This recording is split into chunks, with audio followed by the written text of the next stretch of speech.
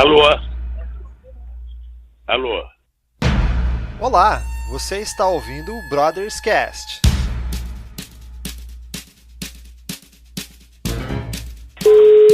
Ela quer falar com o Lula, que está na sede.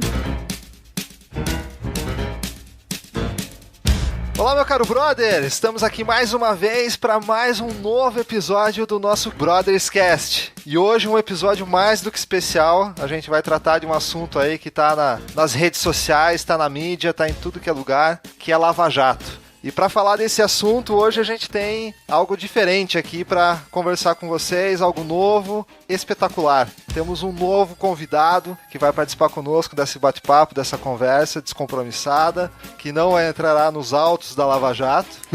Nós temos o nosso querido amigo Diego Mendes, de sempre, falando no Canadá. Fala aí, Diego. Aqui é Diego Mendes, do Canadá.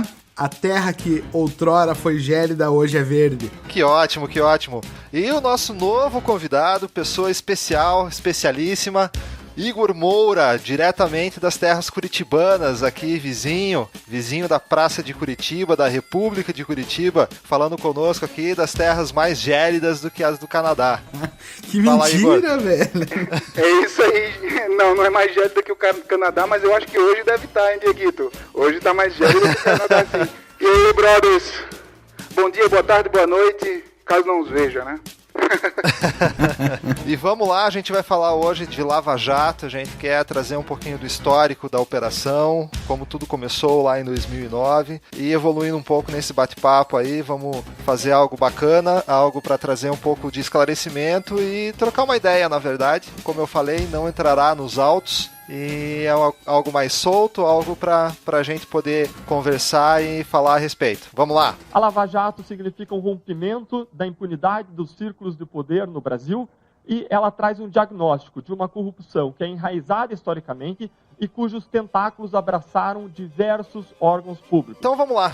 A Lava Jato ela começou em 2009, na cidade de Londrina, né? Todos agradeçam aí o nosso querido deputado federal José Janene, que startou esse processo lá em Londrina, né? E o termo Lava Jato surgiu também porque um dos envolvidos nesses crimes ali era o Alberto Youssef, e nesse, que é o doleiro, o famoso doleiro, né? E nesse meio todo aí, um start foi um posto de gasolina, e daí, para dar nome à operação, né, uma das pessoas lá da Polícia Federal, se eu não me engano, batizou o nome de Lava Jato por conta de lavacar, que os postos normalmente têm e tudo mais, e acabou ficando o nome e depois continuou aí ao longo do tempo. Mas tudo iniciou ali, com esse processo referente à lavagem de dinheiro, né, em que era um dos envolvidos ali o José Janene e também o Alberto Youssef. Depois evoluiu e foi pra frente aí, mas ficou mais ou menos no anonimato aí até 2014. Não é isso, Igor?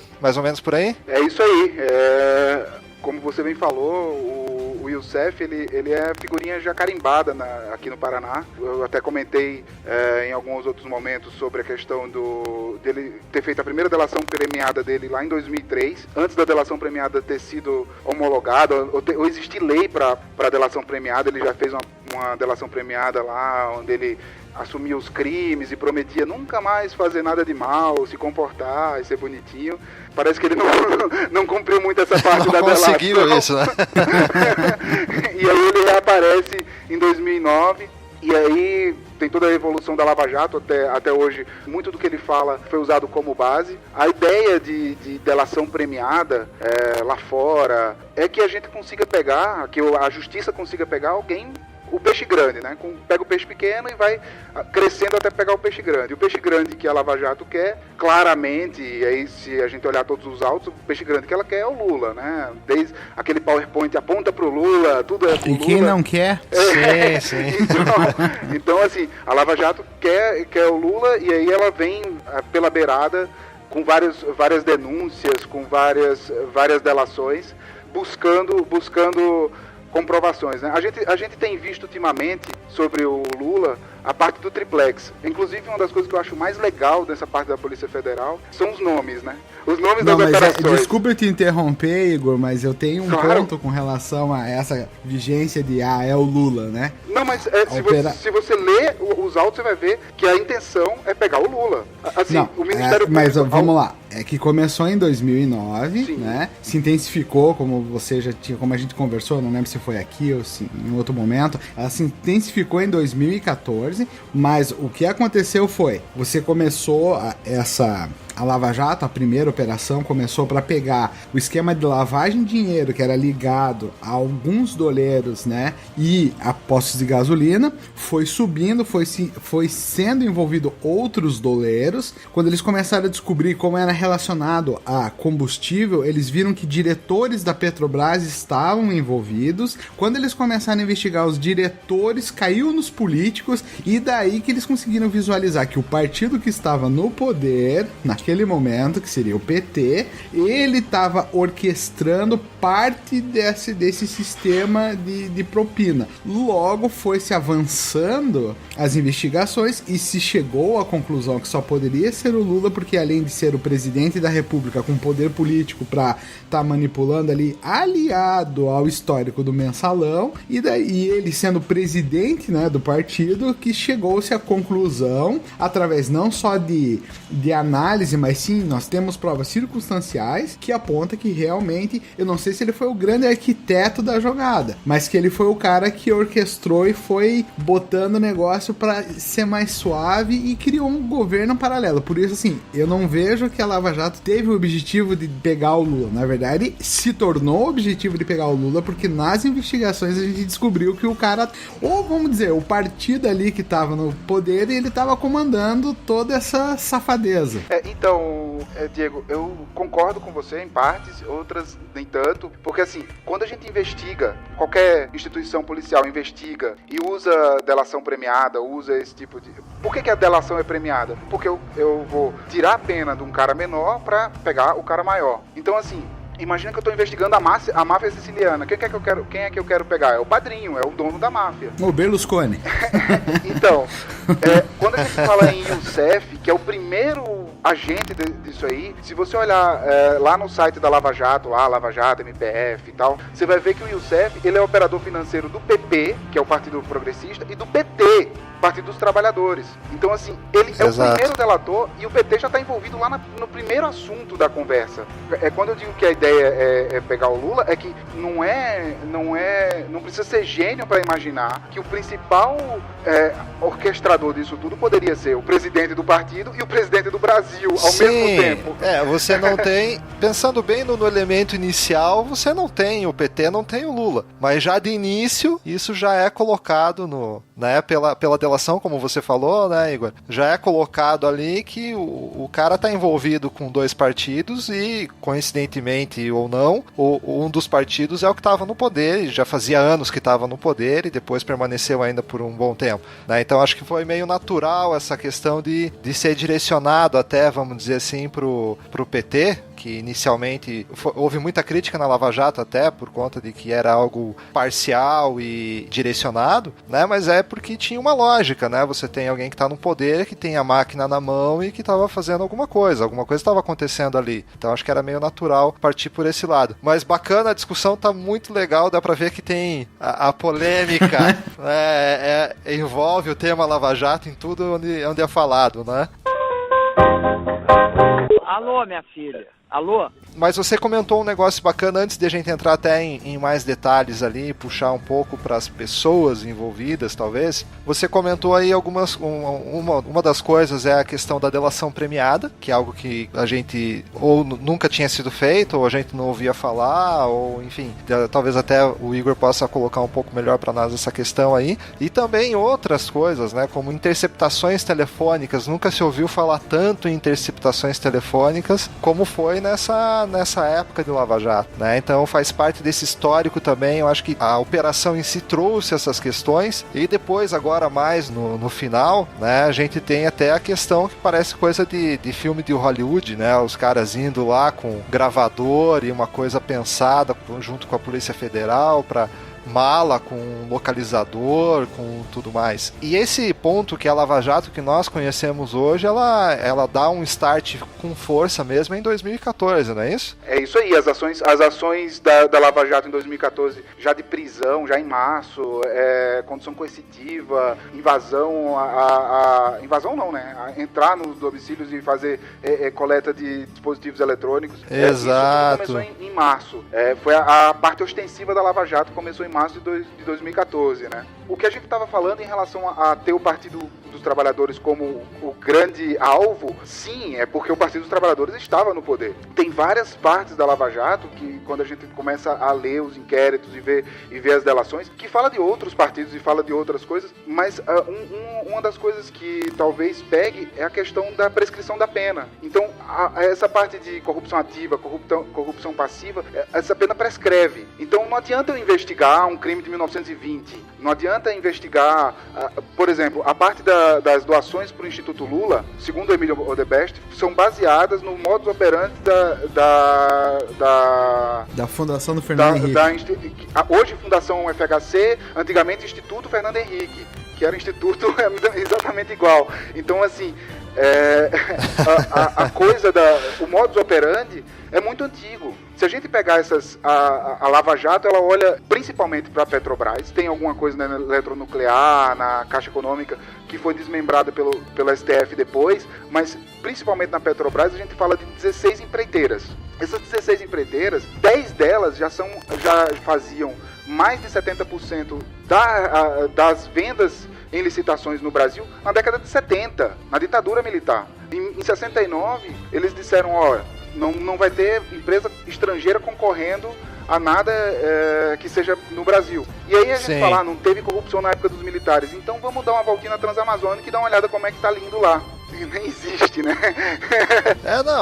Isso não é algo que surgiu agora, né? Sem dúvida nenhuma. Não, o que surgiu agora, no meu ponto de vista, foi essa forma institucionalizada de um governo paralelo forte. Porque, assim, a gente sabe que corrupção tem desde a queda de Adão. Né? Se for olhar a história, tanto que todos os registros, você sempre vai ver esse tipo de comportamento humano, de você ter corrupção, de você ter suborno, propina para interesse próprio, né? Mas o que choca com a Lava Jato é você descobrir que existe um poder paralelo que se montou dentro de um governo para governar o Brasil de uma forma por detrás dos panos. E o quanto isso estava bem desenvolvido. Acho que para mim esse é o ponto. Se a gente for remontar aí, né, claro que assim, a gente não tá aqui para acusar ninguém, para falar nada de ninguém, mas enfim, a gente tem noção clara de que essas coisas aconteciam em governos anteriores quando não era o PT, né? Então, não que isso seja a novidade, como a gente está comentando,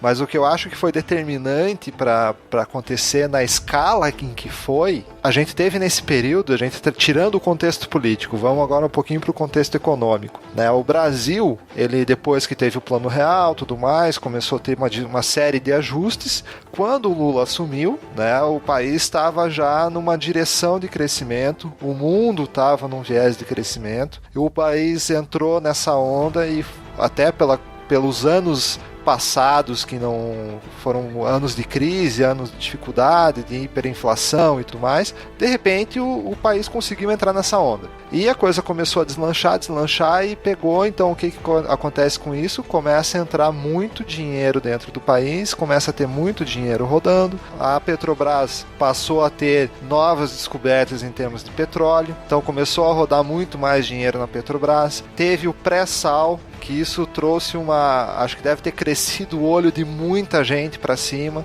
Daí a Petrobras começou a investir horrores, né? Pra gente ter uma ideia aí nessa época, 2008, um pouco antes talvez, não lembro exatamente. Nós temos aqui a Repar, que é a refinaria aqui ao lado de Curitiba, na cidade de Araucária. By the way, eu já trabalhei na Repar. Olha aí, ó, vai poder até comentar um pouquinho para nós, mas eles têm uma estrutura imensa e nessa época de pré-sal eles dobraram a estrutura, né? Então, quanto de investimento precisa para fazer isso, quanto de dinheiro que estava rolando, isso eu estou falando só aqui, mas isso era Brasil inteiro, né? Então a economia estava pujante, estava indo para frente, pré-sal correndo, então o que aconteceu? É muita grana rodando, muito dinheiro. né? Junte-se a isso daí a predisposição que havia em fazer com que as coisas acontecessem e que o dinheiro rolasse por baixo dos panos para que as coisas acontecessem. Então essa escala megalomaníaca que tem a Lava Jato, eu acho que tem muito a ver com esse contexto também. Então foi o momento certo, entre aspas, né, para que acontecesse isso. Alô, minha filha. Alô? Uma das coisas que eu acho que dentro disso cooperou para que o PT seja o ator mais perseguido de tudo isso é o fato que o PT expressou publicamente, até realizou o Fórum de São Paulo, mostrando que ele quer ficar no poder e que, no fundo, quando você tá no poder, o PT ele queria implementar uma nova revolução, que era a revolução do proletariado. Ou seja, que é essa agenda que não é nem socialista, é comunista. Então o PT, ele falou assim, olha, a gente tem por objetivo ter todas essas políticas sociais para que no fim tudo isso se transforme na revolução do proletariado. Só que daí você descobre que quem tá financiando toda essa revolução partidária que os brasileiros não acordaram junto é o próprio povo brasileiro. Daí você vê que toda a grana que tá entrando pro governo tá sendo desviado pela Petrobras e enchendo principalmente o bolso do PT para eles fazerem um projeto de revolução quase comunista no Brasil. Daí assim, se eu fosse o MPF, eu ia botar em foco realmente esse partido que quer quase que derrubar a democracia, porque eu não vejo uma democracia comunista, não tem como. O conceito comunismo acho que está errado nesse sentido, porque aí é um conceito mais socialista, que você está falando, que um conceito comunista não tem poder, é como anarquismo, não tem governo, muda muita coisa. Mas assim, chegar a entrar nesse nível, eu acho que a gente não está falando disso, sinceramente, não parece para mim. O que parece para mim é o seguinte, o que é mais absurdo, e aí eu discordo um pouco do Eduardo em relação a economia do Brasil deu um boom enorme com o pré-sal e com outras tantas coisas. A gente tem o Nióbio, que o Enéas já falava, desde que ele humilhou o Fernando Henrique nos debates presidenciais, ele falava do Nióbio, e a gente é produtor da maior parte do nióbio do mundo, e o preço do nióbio é dito pela Inglaterra. Então assim, a gente tem sim muito dinheiro no Brasil. O Brasil é um país multiporrilhardário, e a gente tem sim muito recurso natural, tem sim muito dinheiro roubado, tem sim uma carga tributária enorme que aí faz com que esse dinheiro roubado vá uma boa parte para os políticos, né, para a classe política. A gente não pode esquecer que a maior parte, a gente está falando de 1 a 5% indo para esses partidos políticos. O que a Lava Jato está olhando é 1 a 5%. Os outros 95%, ele está indo 10% dele provavelmente para a execução da obra propriamente dita, e o resto está indo para essas grandes empreiteiras. A gente não está falando de esse modus operandi, que vem acontecendo, como eu comentei um pouco antes, desde muito tempo, no caso da Odebrecht, OAS, outras tantas, a gente está falando década de 40, década de 50, datas de fundação. Datas de hegemonia, a gente está falando da década de 70. Então não é de hoje. É tolice achar que é de hoje. É achar que o PT está fazendo... O grande mal que o PT fez, a grande bobagem que o PT fez, foi virar as costas para quem sempre teve o poder no Brasil, que é o PMDB. Desde o MDB velho de guerra, na época da ditadura militar, o PMDB já vem no poder. Sarney, com a morte de Tancredo Neves. Aí veio o Collor, que sofreu impeachment, Itamar, PMDB. Aí veio o Fernando Henrique 2 vezes com a base aliada, quem era? PMDB. Aí teve um monte de escândalo na época do Fernando Henrique. A gente está falando de uma Vale do Rio Doce que foi vendida por 2 bilhões e meio de reais, no ano que ela faturou 15 bilhões de reais. Então assim, a gente está falando de bilhões, muitos bilhões. Esse escândalo da Lava Jato a gente está falando em 10 bilhões. O escândalo, esses outros escândalos a gente está falando... Não, 40, já está 38,1.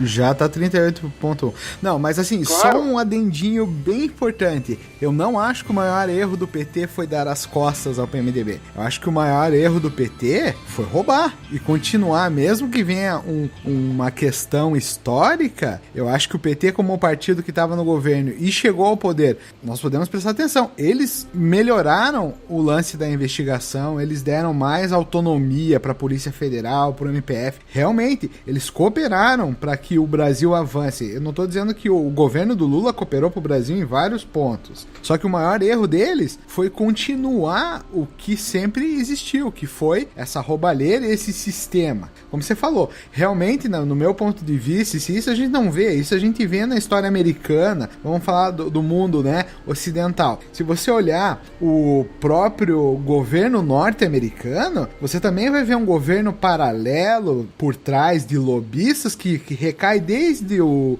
John Kennedy. Ele morreu porque ele encarou esse tipo de coisa, ele foi contra publicamente, ele foi assassinado. Então, assim, esse governo paralelo não é uma exclusividade brasileira, já começou em terras americanas, né, posteriormente. Nós temos que aproveitar a nossa militância e ir pra rua.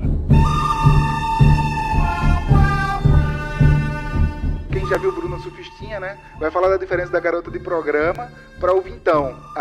Nos Estados Unidos você está falando da garota de programa. A gente tem os lobistas no Brasil, a gente viu o JBS falando de CAD, de outras coisas agora por último, e a gente está falando do cara que está querendo botar dinheiro na casa, fazer uma reforma num sítio, o outro que pega uma mala de dinheiro. Esse é o vintão, né? É a prostituta mais reles, assim.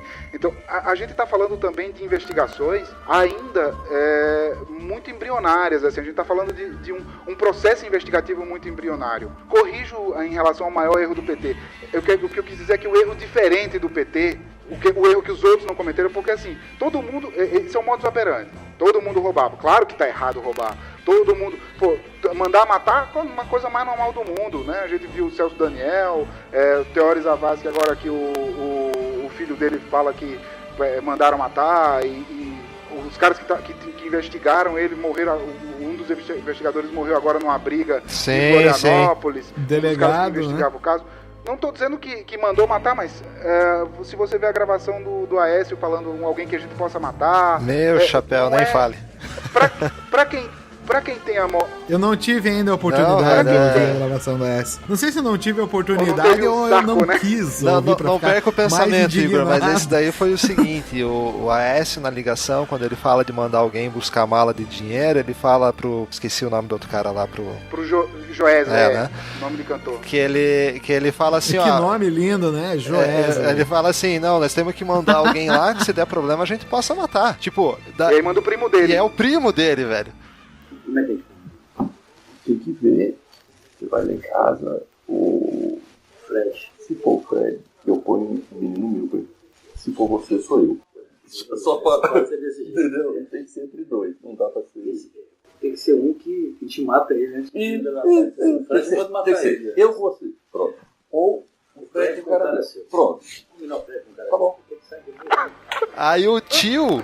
Depois o tio do Aécio, né, que é pai do primo dele... Meu Deus! Fez uma babada, deu uma lavada no Aécio, né, falando quem que ele pensa que é, e cadê o caráter, e não sei o que, tá. Mas esse foi o nível... Cadê o caráter? Esse foi o nível da gravação. Mas imagine...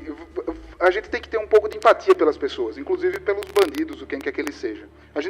Empatia é se colocar no lugar. Imagina que você foi lá, roubou alguns bilhões, Concordo. Você tem suas fazendas, teu conforto, você tem lá as contas pagas lá, tua esposa vai comprar as coisas, não se preocupa com a fatura do cartão, não se preocupa com o que vai acontecer, e alguém tá ameaçando isso. Tu já tem a moral, a curva tua do que é certo e errado, tá lá em algum lugar bem diferente daquilo que tua mãe e teu pai te ensinaram. Tá pra lá de lá longe já. A mandar matar talvez não seja coisa mais... Sim. Talvez ele tenha feito coisa pior do que mandar matar.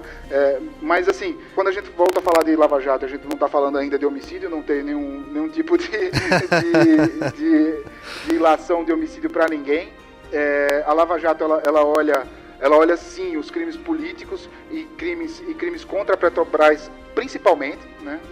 Entram outras... Eu tô só defendendo o lado que é o ponto técnico, né, que tá expresso. Todas as operações, elas são focadas na parte financeira, né? Ela não é uma força-tarefa política, né, para combater crimes políticos. Ela é uma força-tarefa que foi criada para combater esses desvios financeiros, na verdade. Ela se focou.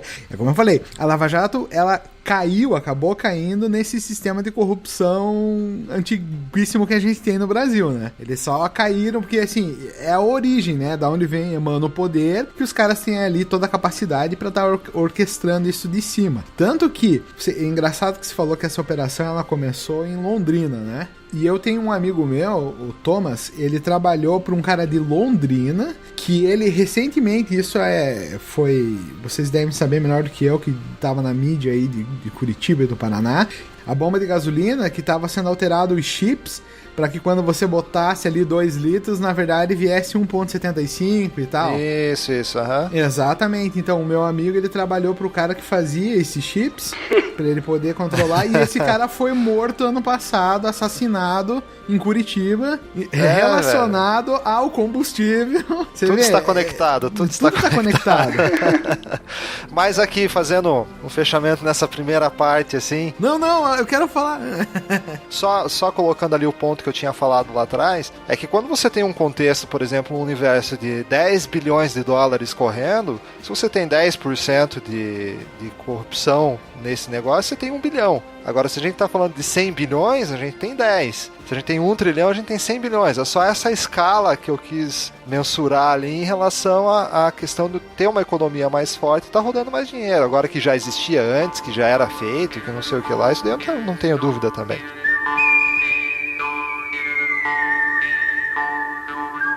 E pegando agora, já que a gente falou bastante do esquema, até extrapolamos um pouco o assunto, indo para a parte mais política da coisa, né, os ideais políticos e tudo mais, mas pegando um pouco mais Lava Jato, o Igor comentou ali um pouco, estava entrando nessa questão aí das empreiteiras, a gente falou um pouquinho de Petrobras e tal, esse esquema, né, como é que tava ancorado esse esquema? Porque tudo estava passando pelas grandes empresas, né, pelas mega empresas do país. Você consegue ponderar um pouquinho para nós isso aí, Igor? O que é engraçado sobre esse esquema é que ele tinha regras de futebol, né? Não sei se vocês chegaram a ver isso, Sim. mas existia um conjunto de regras muito parecido com o do futebol, cada um das equipes vencedora, a equipe de segundo lugar com terceiro, e aí elas se concorriam depois, era jogo de carta marcada, obviamente, né? Tinha até, o resultado aí já era formato bingo, né? para essas 16, o resultado de quem ganhou a última, quem vai ganhar a próxima, isso aí tá tudo na delação da Engemix, da OAS e da Odebrecht, eles todos confirmam, tem muitos documentos mostrando como é que funcionava isso aí. O que eu não sei, Diego, se de fato, por mais que a Lava Jato se diga ser uma busca financeira, não parece. Pode ser que seja, mas não parece. Não parece no sentido de que, por que eu vou liberar um cara que roubou bilhões, alguns que tem trilhões nas costas, se a gente for pesquisar vai falar em trilhão, obviamente não ele, mas a empresa, e por que libera um cara desse ou diminui a pena dele em detrimento de outro que ganhou um sítio, um triplex?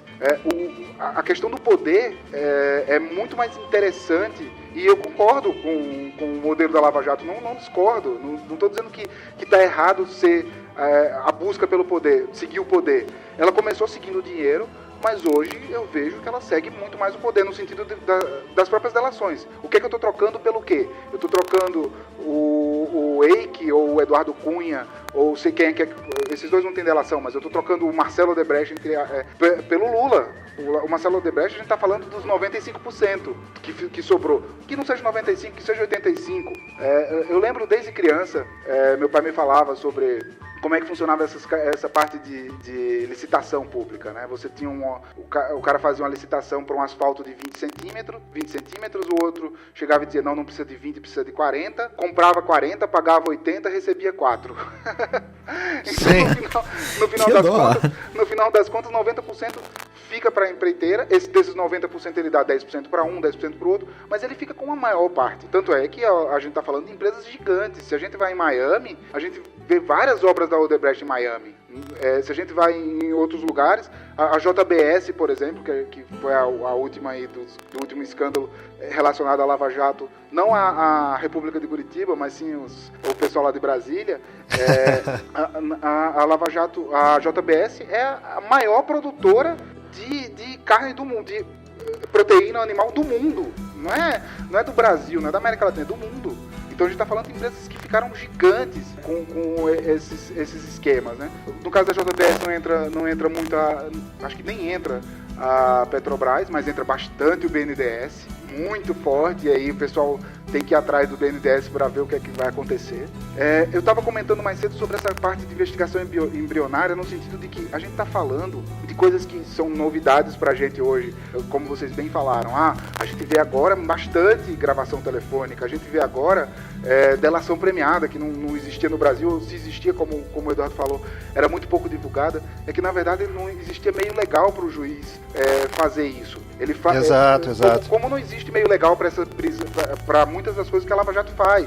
Ela tem muitas das ordens que a Lava Jato toma, que são ações para colaborar com a investigação. Por exemplo, vou prender o cara, seja ele quem for, vou dizer que esse cara corre risco de sair do Brasil, mas só para gerar uma questão psicológica em cima do cara. Fazer uma prisão, uma condução coercitiva numa pessoa que nem negou vir. Isso no direito brasileiro não existe, mas como forma psicológica... Opa! Não, eu espero que você não esteja falando do Lula, né?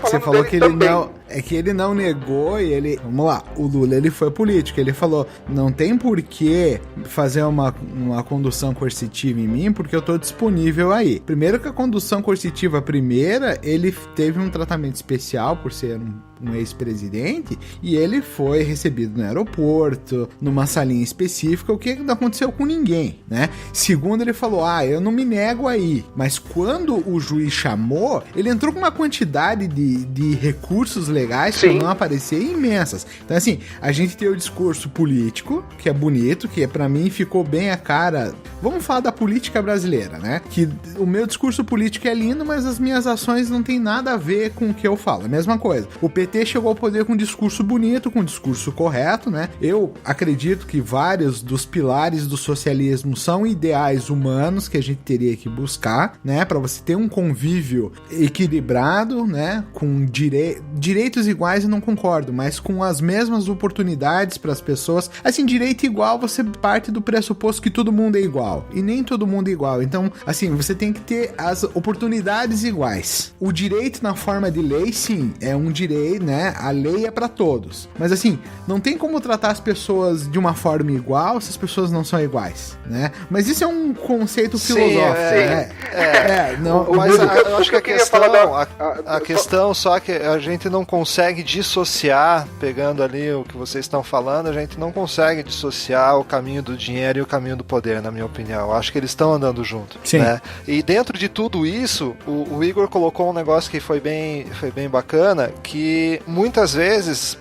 pelo menos é o que parece, às vezes você toma ações por parte da Lava Jato, vamos colocar aqui, você faz algumas ações para que aquilo tenha um efeito moral, às vezes, algo que tipo tenha um impacto diferente, para que as pessoas que estão ali envolvidas, elas sintam aquilo de uma maneira diferente e reajam, tipo, não achando que vai acabar tudo bem. É isso aí. Por outro lado, a gente tem pegando um Lula, por exemplo, que faz um teatro imenso em cima do negócio para trazer comoção às pessoas que já têm uma simpatia por ele, para que a pessoa... Eu ouvi não muito tempo atrás, tipo, olha como ele tá falando que ele não fez nada, veja só, tipo, as pessoas acreditam naquilo que ele fala. Então, quando ele faz, às vezes, um discurso em cima, porque chamaram ele coercitivamente e tal, ele quer trazer a opinião do povo, ou daqueles que simpatizam com ele, pro lado dele.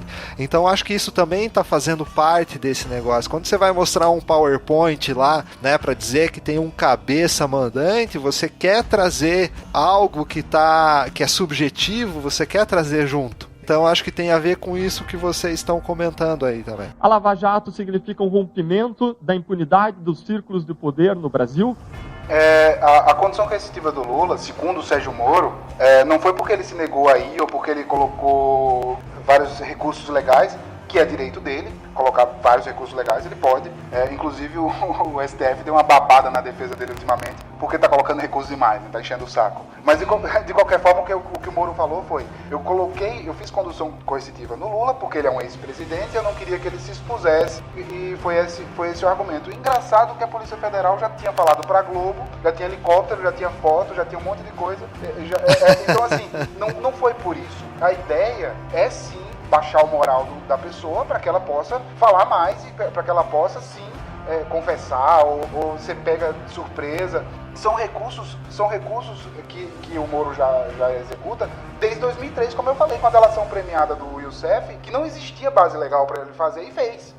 Não estou dizendo que está errado, eu adoro a delação premiada, não estou dizendo que ele não deveria fazer isso. A questão jurídica é uma e a questão moral é outra. Como você bem falou, Diego, o que o PT fez de errado foi roubar. É óbvio que a coisa mais nojenta que tem é roubar. Inclusive, quando a gente fala em dano ao erário, a gente está falando em dano não só a uma obra da Petrobras, a um asfalto que ficou mais fino do que deveria, mas a gente está falando da merenda escolar de uma criança, a gente está falando da educação que ficou para trás, de uma saúde que está abandonada. Exato. Sim, com certeza. Muito sérias. O problema do direito positivado, que é o direito que a gente tem base, que é o direito romano, é que as pessoas se sentam e a gente vai sentar e vai conversar. Nós três vamos decidir aqui. O que é pior, roubar ou matar? Aí um vai dizer, não, matar é pior, tal, porque o cara não tem mais como ganhar dinheiro, ganhar aquilo. Aí o outro vai dizer, não, mas roubar, mas dá pra roubar mais pessoas. E aí a gente decide que roubar é pior que matar. Beleza. Para um caso amplo. Aí no caso estricto, no caso que aconteceu, é o seguinte, o cara chegou em casa, tava o filho dele sendo estuprado por um cara, ele foi lá e matou o cara. E o outro caso,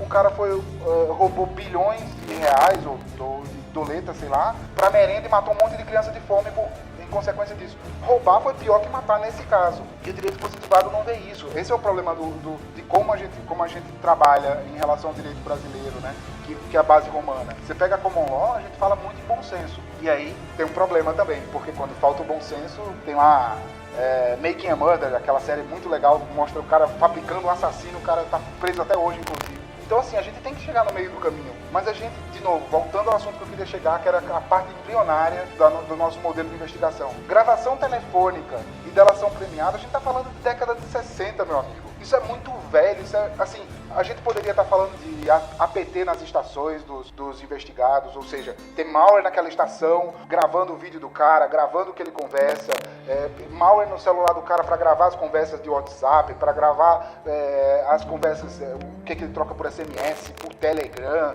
voz, fazer investigações mais maduras no tipo, a gente poderia ter, num futuro, se houvesse base legal, no Brasil que não tem ainda, investigações mais complexas do tipo, botar um policial federal para se candidatar a deputado, se candidatar a senador, entrar, ver o modus operandi. Aí sim a gente está falando de uma coisa bem mais complexa. Você falou no começo da nossa conversa, Eduardo, sobre a diferença da última fase da Lava Jato para as primeiras, né, da delação, e você falou agora por último da gravação, que são as chamadas ações controladas. Essas aí, elas demonstram uma maturidade, um grau de maturidade enorme. A gente está falando de, se a gente for olhar para a parte ativa da Lava Jato, como vocês bem falaram, de 2014 para cá, a gente está falando de 3 aninhos, o troço cresceu muito. A gravação do próprio Josley, que ele fez sozinho com aquele pendrive nojento, isso não entra muito. Mas marcar o número de série das moedas, das notas de dinheiro, botar chip na mala para saber onde ela foi, cara, isso é coisa interessantíssima. Isso aí a gente tem que evoluir para alguma coisa assim nas nossas investigações, para que a Polícia Federal deixe de ser essa coisa de Joãozinho falou de não sei quem. Joãozinho que se dane, eu quero saber o fato, eu quero olhar o que é que aconteceu. Eu acho que a Lava Jato ela foi sim muito prematura no sentido do triplex, por exemplo. Ela podia ter esperado o cara ir morar, ou alguém ir morar, alguém alugar, ele recebeu o aluguel daquilo ali. Ficou a coisa assim, tipo, ele ia fazer e não deixaram ele fazer a coisa, fica complicado de provar que é dele.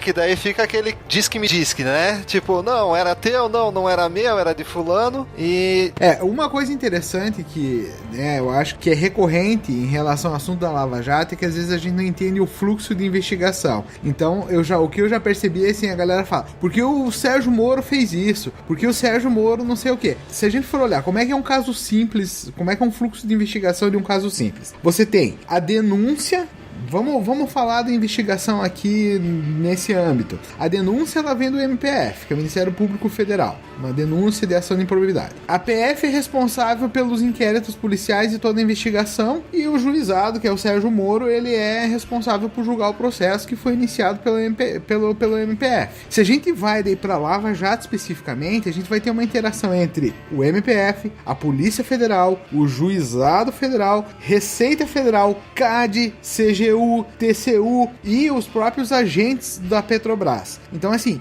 a possibilidade de vazamento e exploração política nisso é bem maior. E a maioria das coisas que acontece de qualquer tipo de vazamento, que às vezes, se você for olhar, é um vazamento que vai implicar numa deterioração do processo, que é um caso desse, como a gente pode ver do Triplex, que na verdade foi pulado uma etapa e acaba que você pode perder toda uma investigação porque saiu antes a informação. A gente, o que a gente fala? Ah, foi uma ação do Sérgio Moro. Não, a gente tem o reflexo que sai lá no jornalzinho, que foi o Sérgio Moro. Mas não foi ele que soltou o áudio, não foi ele que soltou uma informação.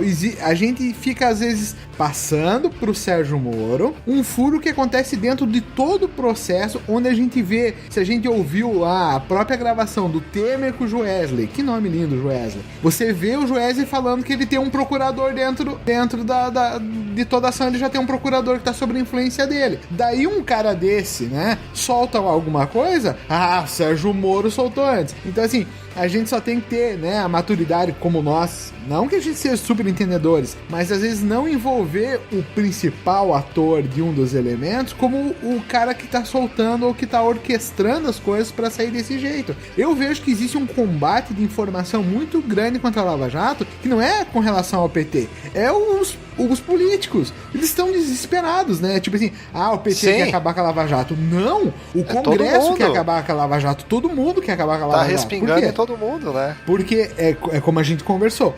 Essa corrupção é tão histórica que todo mundo que entra sabe que vai ter que entrar no jogo. E eu digo mais, eu não vou citar qual a construtora ou a empresa que uma vez eu fui, né, levar a solução que eu vendia de segurança. Eu tive a oportunidade de sentar com um diretor de TI, que ele era envolvido, e ele falou, sei lá porque cargas d'água a gente chegou num pedaço da conversa, que ele citou pra mim, eu dou graças a Deus que a gente não entrou na licitação da Petrobras, a gente não conseguiu entrar no esquema, porque ele falou, Diego, se você entra, você tem que entrar na dança.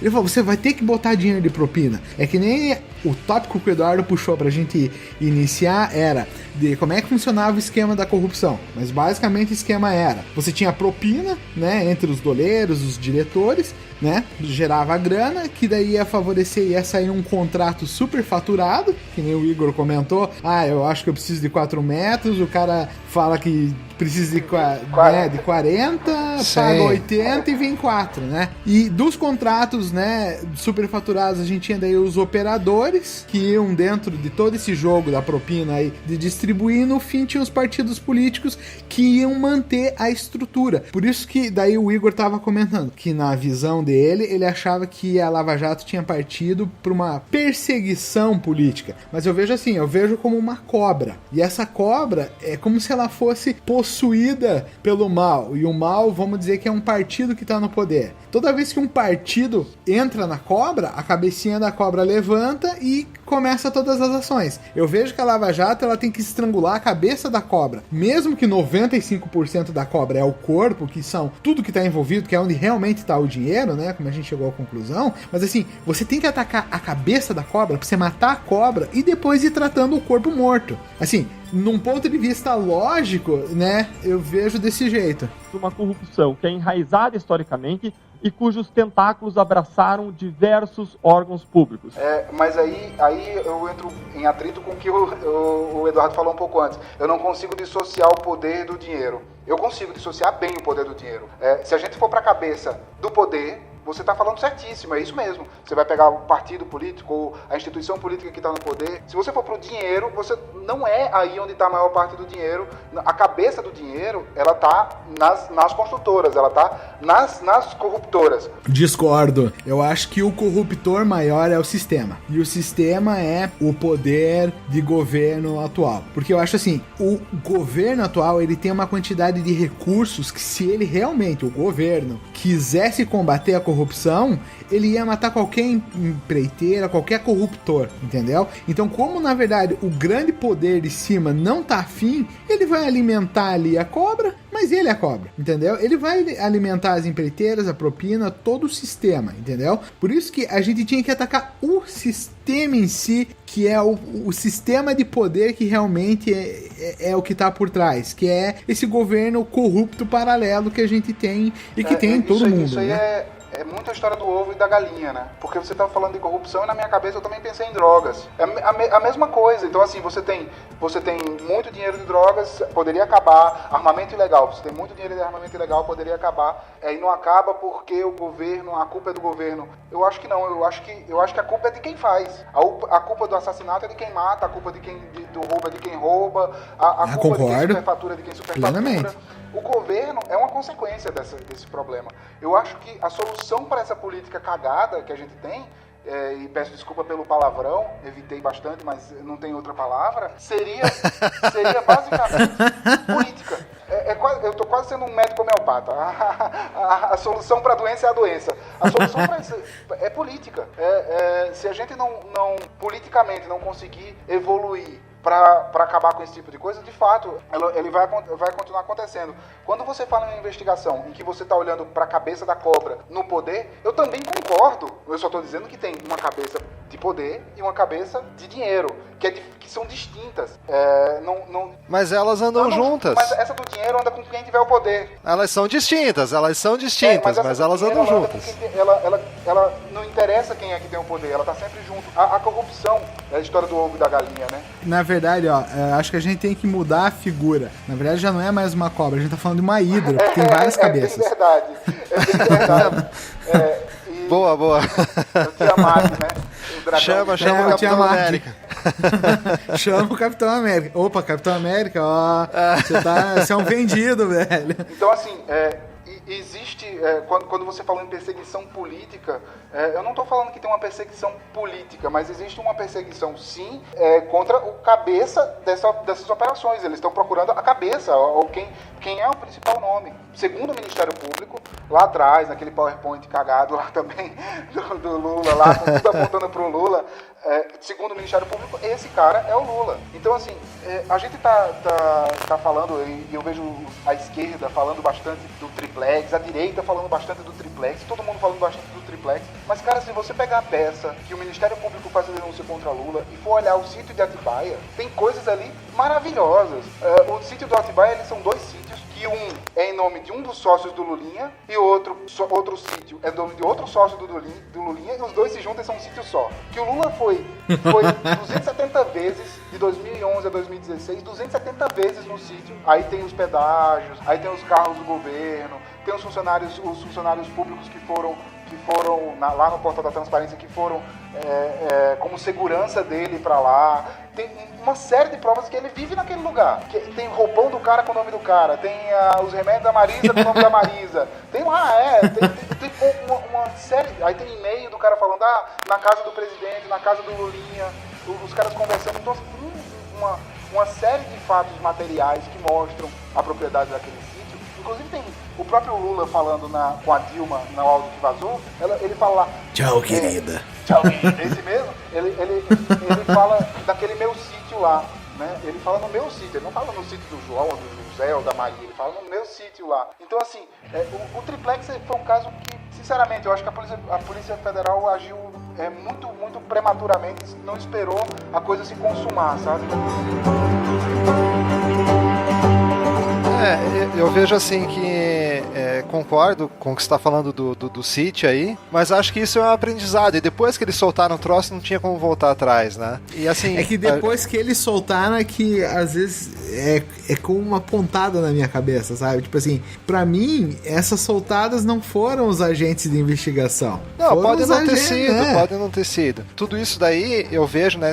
A gente tá falando aí da cabeça, do corpo, quem é, quem não é, comer pelas beiradas e tudo mais, mas ao mesmo tempo eu vejo muita inteligência na operação toda, porque se a gente for pegar o histórico, começou lá de uns caras que, vamos pensar Brasil, quem que em Brasília tava olhando pra Londrina, pra um deputado lá de Londrina que tava sendo investigado. Isso aí ia acabar em pizza, cara, sempre acabou, né? Nunca foi pra frente. Aí o Diego comentou ali do Moro. O Moro é o cara emblemático da operação. Você tem lá 1.500, 2.000 pessoas trabalhando na operação toda, ou mais, não sei. Mas você tem isso concentrado numa figura que é quem aparece no final, que é quem solta ou manda prender, né? Esse é o ponto. Então, esse conjunto de pessoas e o Moro junto que fizeram o troço acontecer, acabou trazendo onde a gente está hoje. E daí você tem essa questão de você ter pego pessoas menores e daí um vai soltando, o outro vai soltando uma informação aqui, outra ali, por conta da delação, porque lá no começo as pessoas viram que tipo, velho, se eu não cooperar, eu vou dançar bonito, e depois o que eu vejo? No começo sempre é assim, pô, eu não vou falar porque ninguém vai falar, e se ninguém vai falar eu vou sair bem. Agora o cara pensa, eu não vou falar, eu vou me dar mal sozinho? Eu vou é falar mesmo, entendeu? E vou falar antes, porque se eu falar depois ainda, né, o fulano de tal vai se dar melhor do que eu. Então, essa construção eu acho que foi muito positiva. Claro que houveram falhas, né? Se você for, quando eu vi o PowerPoint da Lava Jato, eu falei, cara, os caras não podem estar fazendo isso. Por quê? Porque você dá elemento para quem é contra, e tem muita gente contra, a gente sabe disso, em Brasília tá cheio de gente contra, né? Você dá elemento para essas pessoas. Cheio de gente, você dá elementos para essas pessoas. Não são só as pessoas interessadas que deem nada, que são contra, não. Tem muito jurista sério contra, tem muita gente séria contra. Não é só bandido que está contra, não. Porque por uma questão filosófica, o cara acredita que o modelo de execução do Código Penal, o Código tem que ser feito de maneira Caxias, a justiça tem que ser cega, ela tem que ser imparcial e tal. Então, assim, primeiro, não existe ser humano imparcial. Não existe. Mas daí a gente entra mais nessa questão do purismo, né? Não, sim, isso aqui deveria ter sido feito assim, assado. Mas enfim, ali na questão ali é que houve esse avanço, eu acho que teve essa percepção e essa inteligência na construção de todo o processo, e os caras vacilaram, em vários pontos os caras acabaram vacilando, como o Igor tá comentando aí, tiveram que ficar martelando num triplex, sendo que tinha coisa mais interessante, talvez até pra tá batendo em cima. Mas acho que é um avanço. O Igor comentou atrás ali, o papo tá tão bom que a gente tá avançando, mas essa evolução eu acho que ela é importante para nós, não só para investigação, mas como um todo. A gente vê reflexos até periféricos às vezes acontecendo de outras investigações, outras coisas, que as pessoas, o cara tem o nome envolvido, ele já não acha que tipo não vai dar nada, ele já, puxa vida, pode ser que dê alguma coisa. Né? Então eu acho que essa pulga atrás da orelha, ela já é um avanço, espero que continue para frente, né?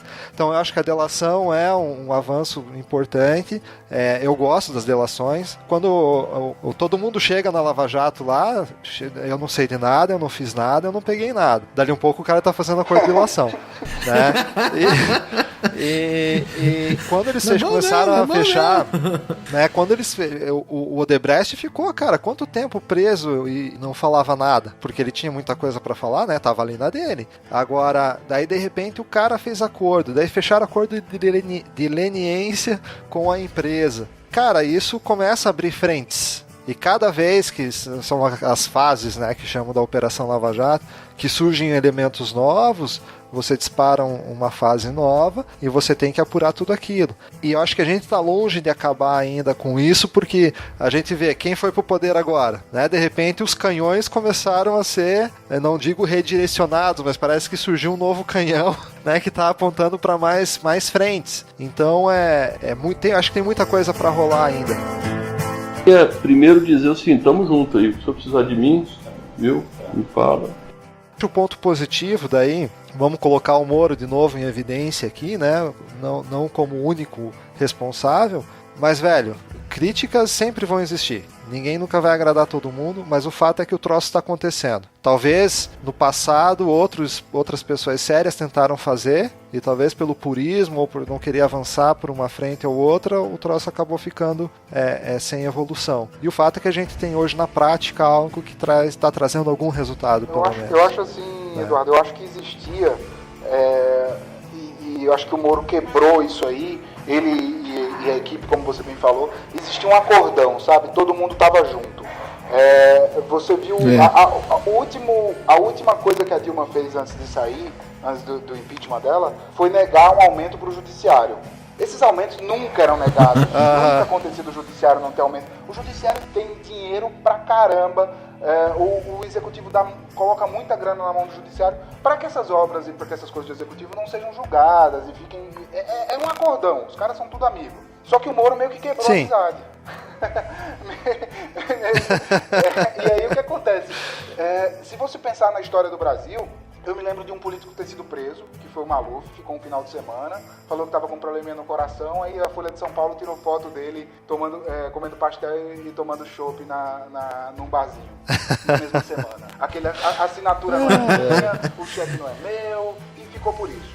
Empresário no Brasil, eu me lembro de algum ou outro ter sido preso porque matou a esposa ou estuprou alguém, alguma coisa muito absurda assim, mas empresário grande no Brasil ser preso também não existia, por roubo muito menos. Então assim, de fato são botões que se apertou, que eu duvido que a gente consiga voltar atrás. Duvido assim. Exatamente.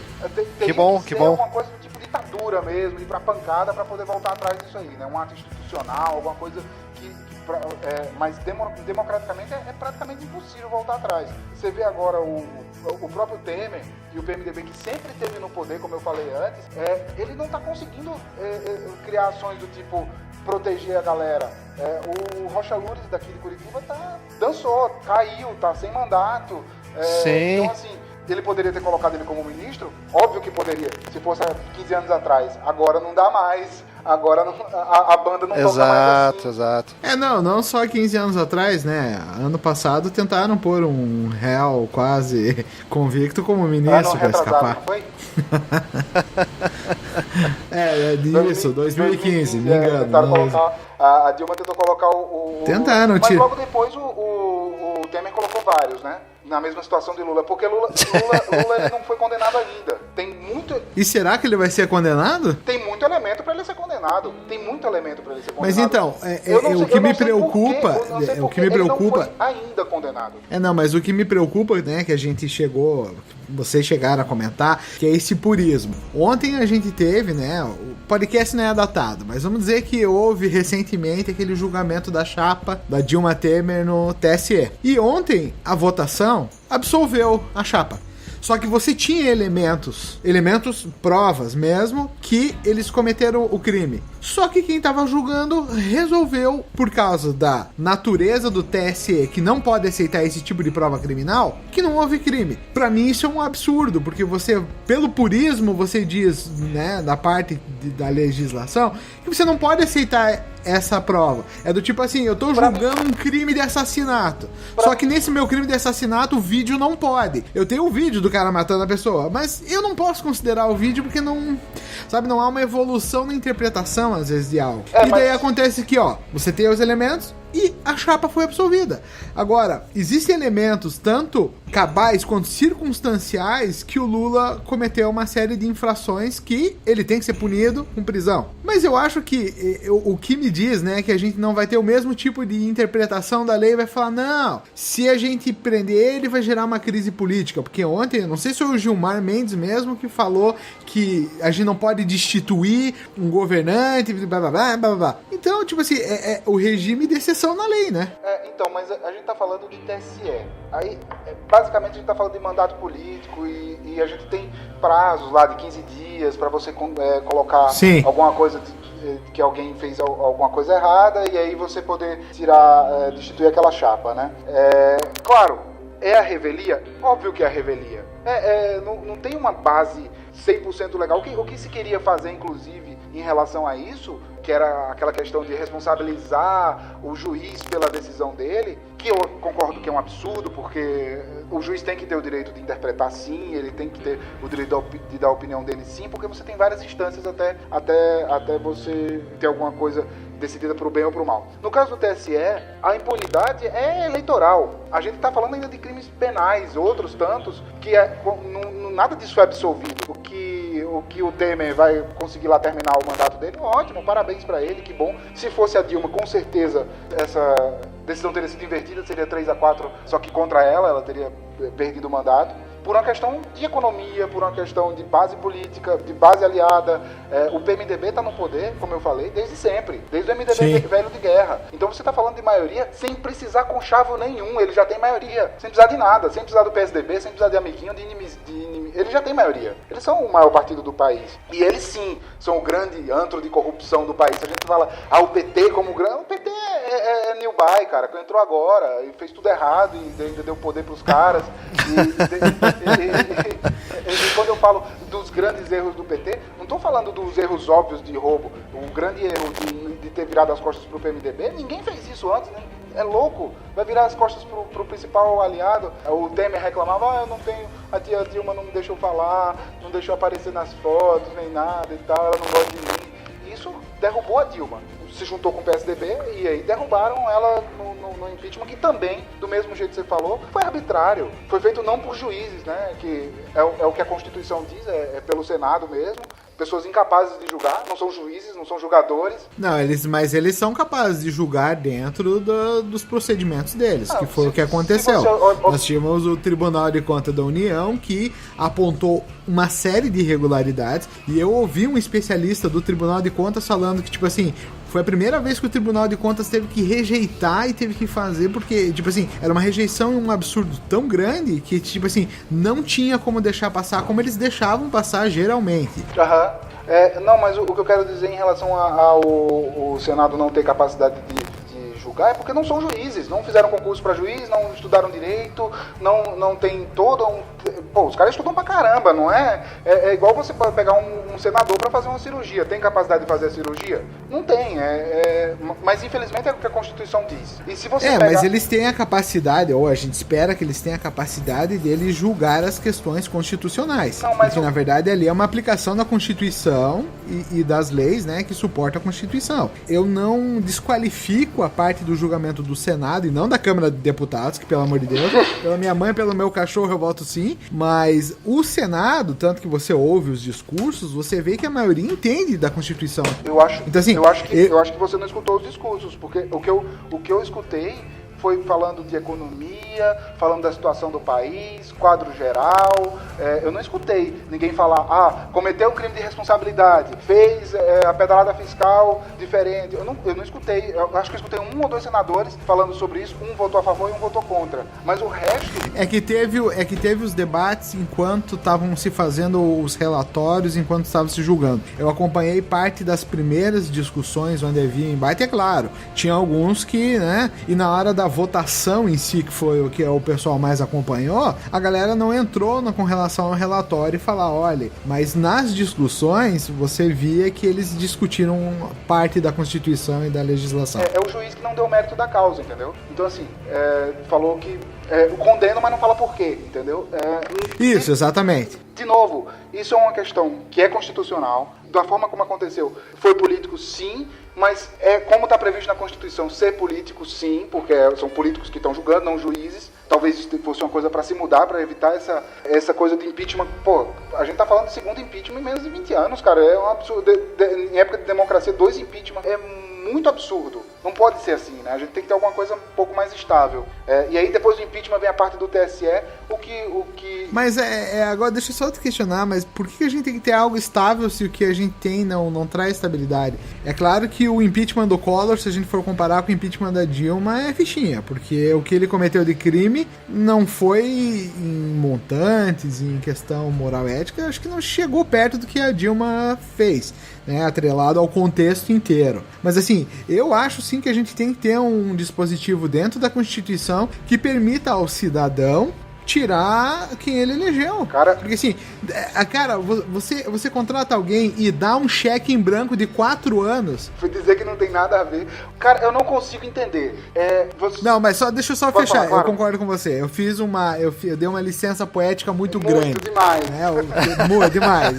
Eu exagerei no afã da alegria, da paixão. Mas realmente, os dois impeachments. Mas eu vejo assim, nós temos que ter um dispositivo constituinte pra gente tirar quem a gente elegeu. Porque não é possível, ninguém contrata numa empresa alguém com um contrato de 4 anos, um cheque em branco, e essa pessoa tá livre durante 4 anos pra fazer os mais absurdas aventuras e loucuras da sessão da tarde e saia ileso e eu sou refém disso. Sabe, a democracia, ela se torna refém de uma eleição. E isso é muito primário. A gente tem que ter sim um dispositivo pra tirar governante. Eu botei a Dilma lá, a Dilma só tá fazendo besteira, eu vou tirar. O Temer tá fazendo besteira, eu vou tirar. É como a gente teve alguma discussão. A gente tinha que ter um sistema de métrica desses governantes. Tipo assim, cara, você prometeu X, Y e Z. Você não cumpriu X, Y e Z em X tempo? Tchau, vamos fazer outro. É claro que, né, é complicado, é um sistema, mas assim, a gente não pode ficar nesse purismo de falar que, porque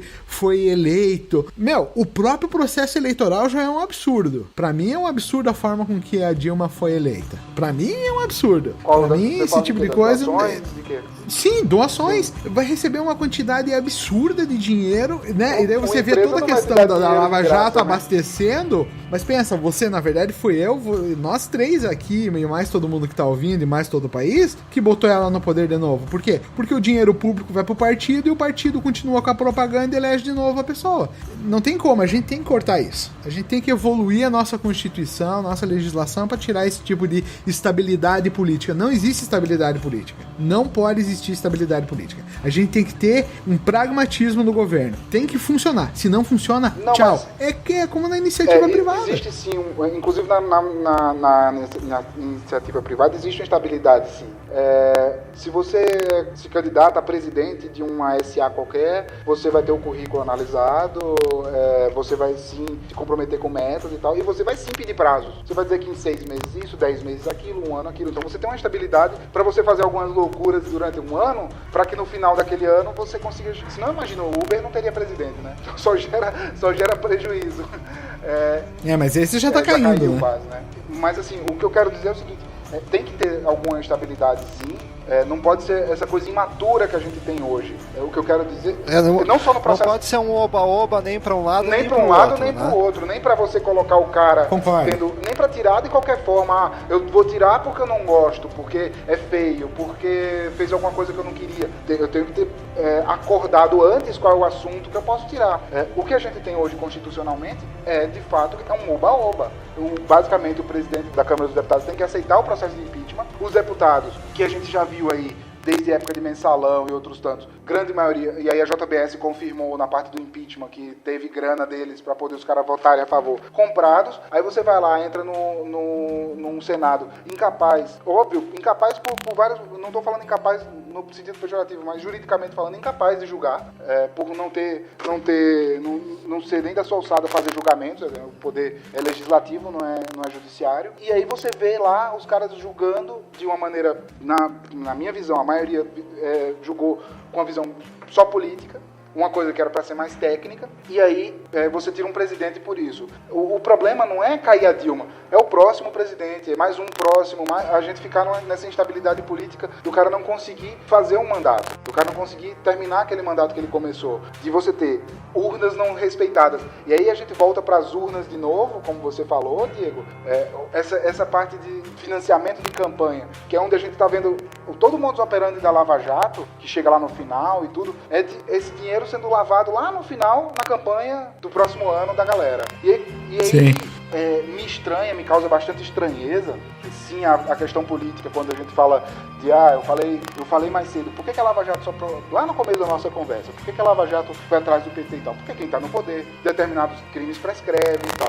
O crime de lavagem de dinheiro, aparentemente, não prescreve, porque ele é ocultar dinheiro. Enquanto ele estiver oculto, enquanto você estiver mexendo nesse dinheiro, teoricamente não prescreve. Se a gente olhar as doações de campanha, a gente vai ver que foi muito parelho o PT com outro partido. Qual? O principal adversário, o PSDB. Foi muito parelho o valor das doações.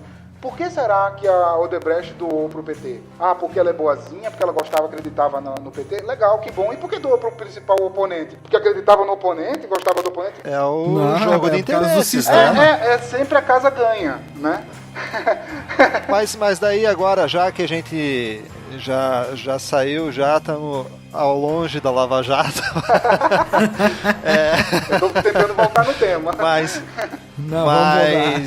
só para fazer um adendinho, na questão do impeachment ali, eu acho que tem muito a ver, a gente está vivendo esse período de instabilidade primeiro com a Dilma, e a Dilma, claro, além de, se a gente fosse tratar a competência dela para gerir o Estado brasileiro, seria um viés, né? Mas até por conta dela ter sido travada na sua gestão, acabou se tornando quase que uma necessidade a saída dela. Mas se a gente for pensar na natureza dos problemas, né, que a gente está falando de corrupção, né, se fosse puramente a competência, ela sairia e talvez o Temer seja mais competente do que ela para gerir o Estado. Mas é que daí ele acaba entrando no mesmo lamaçal, vamos dizer assim, que é a questão da corrupção, seja ela financeira ou outra qualquer, que acaba impactando ele também, né? E daí agora ele saiu do TSE, beleza, mas como o Igor comentou, tem outras coisas correndo aí, daqui um pouco tá em voga de novo. O crime de responsabilidade, ele tem uma determinada amplitude, né? A gente falou de pedalada fiscal, mas a obstrução de justiça também é um crime de responsabilidade. Então, assim, aquele papo do Kremer, né? Com o problema lá, Joesley. O problema do Joesley? É um papo estranho, né? De que tem procurador na mão, que tem juiz na mão. Se isso não é obstrução de justiça, o que é, né? Aqui eu dei conta de um lado do juiz, dá uma segurada, do outro lado do juiz substituto, que é um cara que fica segurando os dois. Ou eu consegui dentro da força-tarefa, que também está me dando informação, e eu tô para dar conta de trocar o procurador que está atrás de mim. Bom, a gente falou já falamos bastante de Lava Jato, política e tudo mais, mas vamos voltar um pouco mais aqui no âmbito da Lava Jato. Em que pé que a gente está hoje e para onde que a gente caminha daqui para frente? Porque eu vejo que a gente tinha, como eu falei, né, anteriormente, a gente tinha os canhões voltados para quem estava no poder no momento, era o PT, que entendo quem é defensor do PT, mas não tem como você não tá mirando lá, porque os caras faziam, 12 anos que estavam no poder, 14 anos, então é natural que se mire primeiro ali, e agora a gente tá vendo muito mais gente entrando nessa roda aí, né? A gente tá vendo o pessoal, a IAS, o Temer, gente nova, Cunha, gente nova chegando no pedaço para fazer novas delações, a JBS que fez, JIF que fez o acordo de leniência agora. Então deve vir muita coisa nova por aí. Como o Igor falou, eu não financio só quem está no poder, eu financio todo mundo, porque o interesse é meu, é eu que quero ter alguma vantagem, não é porque eu gosto mais de um partido ou de outro, né? Então, como que a gente poderia pensar em termos de Lava Jato? A gente poderia dizer que Lava Jato está no final, ou a gente tem ainda muita coisa pela frente? Então, o que vocês acham? Eu acho que o Moro no ano passado chegou a falar de fim de Lava Jato, que uma hora tem que terminar e tal, e de fato tem que terminar no sentido de tem que chegar a uma conclusão àquilo que eles estão investigando e criar outras investigações, derivar para outras coisas. A última ação da Lava Jato que eu vi mais profundamente, teve outras agora, mais recente, mas a da JBS, que você bem falou, é aquilo que a gente estava falando do filme da Bruna Surfistinha, né? A garota de programa e o Vintão. A JBS a gente tá falando da garota de programa, do lobby pesado, do CAD, não sei se vocês viram isso aí. E aí eu preciso de maioria, eu preciso de todo mundo, de oposição e situação, eu preciso colocar dinheiro na mão de todo mundo. E aí a Lava Jato começa a fica complicado para a Lava Jato, que tinha num primeiro momento procurando aquela cabeça lá do poder. Você tem uma grande cabeça do poder naquela situação de Petrobras, de quem indicava os cargos na Petrobras, eram todos cargos indicados ou pelo PP, Partido Progressista, a grande maioria, muitos pelo PT e pelo PMDB, Igualdade, mas o PSDB não indicou ninguém na Petrobras, porque não estava no poder. Então, o caso da Sim. Lava Jato, quando olha para a Petrobras, ela olha PT, PP e PMDB. Quando a gente entra para a JBS, e aí a JBS a gente não está mais olhando para a Petrobras, como eu falei, a gente está olhando para a BNDES, para a CAD, para a promotoria, para decisões políticas, aí a gente está olhando generalizado. Então, você viu lá o papinho lá dos caras, né? Era PMDB, que é situação, PSDB, que era oposição até um dia desse, agora virou situação, tá no meio, né? O Rocha Loures, PMDB, com o Temer, o Aécio, PSDB, que pegou um empréstimo para uma casa que ele ia vender, e no final das contas não precisava de garantia nenhuma, porque a amizade é muito grande, né? Então... É só a gente que não tem amigos. Mas tem um caminho enorme pela frente. A gente tem uma estrada muito grande pela frente em relação a isso. Esse primeiro passo que foi a Lava Jato, eu acho que é histórico e é importantíssimo para o país, né? Começar, a gente está falando de coisas muito embrionárias em termos de investigação, a gente está falando de delação premiada, que é um troço que é antiquíssimo no mundo, mas no Brasil é recente. Essa parte de interceptação e grampo telefônico, que a gente fala de projeto Echelon nos Estados Unidos desde a década de 60, que eles escutam todas as conversas telefônicas, se você falar bomba no telefone, ele já tá sabendo. Exato. Então, o Echelon é mais velho, que me desculpe de novo o palavrão, que é a posição de cagar. E a gente falando de Lava Jato e investigação policial, tem muita coisa para evoluir. Tem que haver mais investimento na Polícia Federal, na Polícia Civil e na polícia, no sistema de policiamento como um todo. Tem que haver, obviamente. O próprio sistema judiciário tem que pegar esse investimento que ela tem pesadíssimo em folha e em obras faraônicas e começar a usar mais para ter mais gente, para ter mais qualificação, para poder fazer investigações mais profundas, porque assim, se você pegar a peça, de novo, segundo o Ministério Público, o principal agente investigado na Lava Jato, e aí a gente tem um PowerPoint belíssimo para demonstrar isso, é o Lula. Então eu vou me basear na peça de acusação do Lula. A peça de acusação do Lula, ela tem uma superficialidade que chega a ser pueril, chega a ser infantil. É assim, eu tenho o pedágio do cara, que é uma prova importante, claro que é. Eu tenho o nome das pessoas, eu tenho alguns e-mails. Eu poderia ter muito mais coisa, eu poderia ter vídeo, eu poderia ter o cara conversando com algum colega. Eu tenho o testemunho do padeiro. Em vez de ter o testemunho do padeiro, eu poderia ter o padeiro filmado junto com a Marisa. Pô, toda panificadora tem uma câmera de vídeo conversando, falando sobre o sítio dela, um assunto mais... Eu poderia plantar provas, porque e isso é que tem que se tomar um determinado cuidado, porque na legislação atual, se você fizer qualquer coisa desse tipo, você está plantando prova. O cara não ia cometer crime e você fez ele cometer o crime. Que são aquelas operações controladas. Vai abrir uma questão filosófica. Será que o cara ia querer o dinheiro se o Josley não tivesse oferecido 2 milhões para ele? Não, ele não ia pedir o dinheiro. Então, assim, ele não ia cometer crime. Inclusive, as outras gravações, todo mundo sabe o esquema do Aécio, né? De outras gravações. Então, assim, o sítio é do Lula, o triplex é do Lula, que é óbvio, uma criança consegue ver, mas por que fazer provas tão superficiais e tão infantis se a gente poderia aprofundar mais? Justamente a falta de recursos da Polícia Federal, a falta de recursos, não só falar de recurso financeiro, não, eu estou falando de recursos de lei mesmo, dizer que ele pode fazer isso, que isso aí não vai ser interpretado como fabricação de provas, gravação de conversas, como foi feito do Josley com o Temer. Aquela gravação, ela foi uma negociação do Josley com o Ministério Público. Não foi uma gravação orientada pela Polícia Federal. Tanto é que a gravação é um lixo. Tanto é que tá chiando o tempo todo, que o cara botou o pendrive dentro do bolso. Muito ruim, né? E quando mexia, aquele barulho todo atrapalhou bastante a gravação. Mas como é que a Polícia Federal recebe uma gravação dessa e não faz uma análise da gravação antes de entrar como uma prova? Aí tá fazendo análise agora e vai dizer que tem dá margem pra você dizer, não houve nada.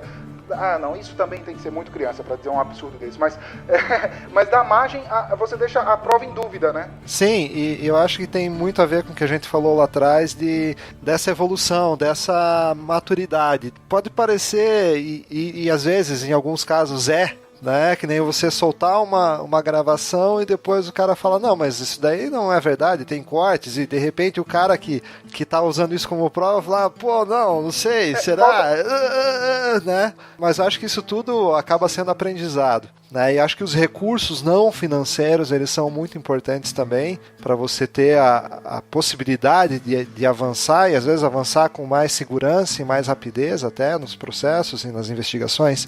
E você tocou num ponto que até eu ia levantar também, que é a questão de... Mas antes de eu falar desse ponto, vou passar a bola pro Diego ali. Exatamente. Eu acredito, assim como o Igor, né? Eu acredito que a Lava Jato tem que chegar a um fim, porque ela já está ocorrendo desde 2009, ela intensificou em 2014, e como ela está lidando com figuras carimbadas, infelizmente ela vai sofrer reveses muito fortes. O Temer, se eu não me engano, agora exauriu parte do dinheiro para a operação, diminuiu e cortou em 1/3.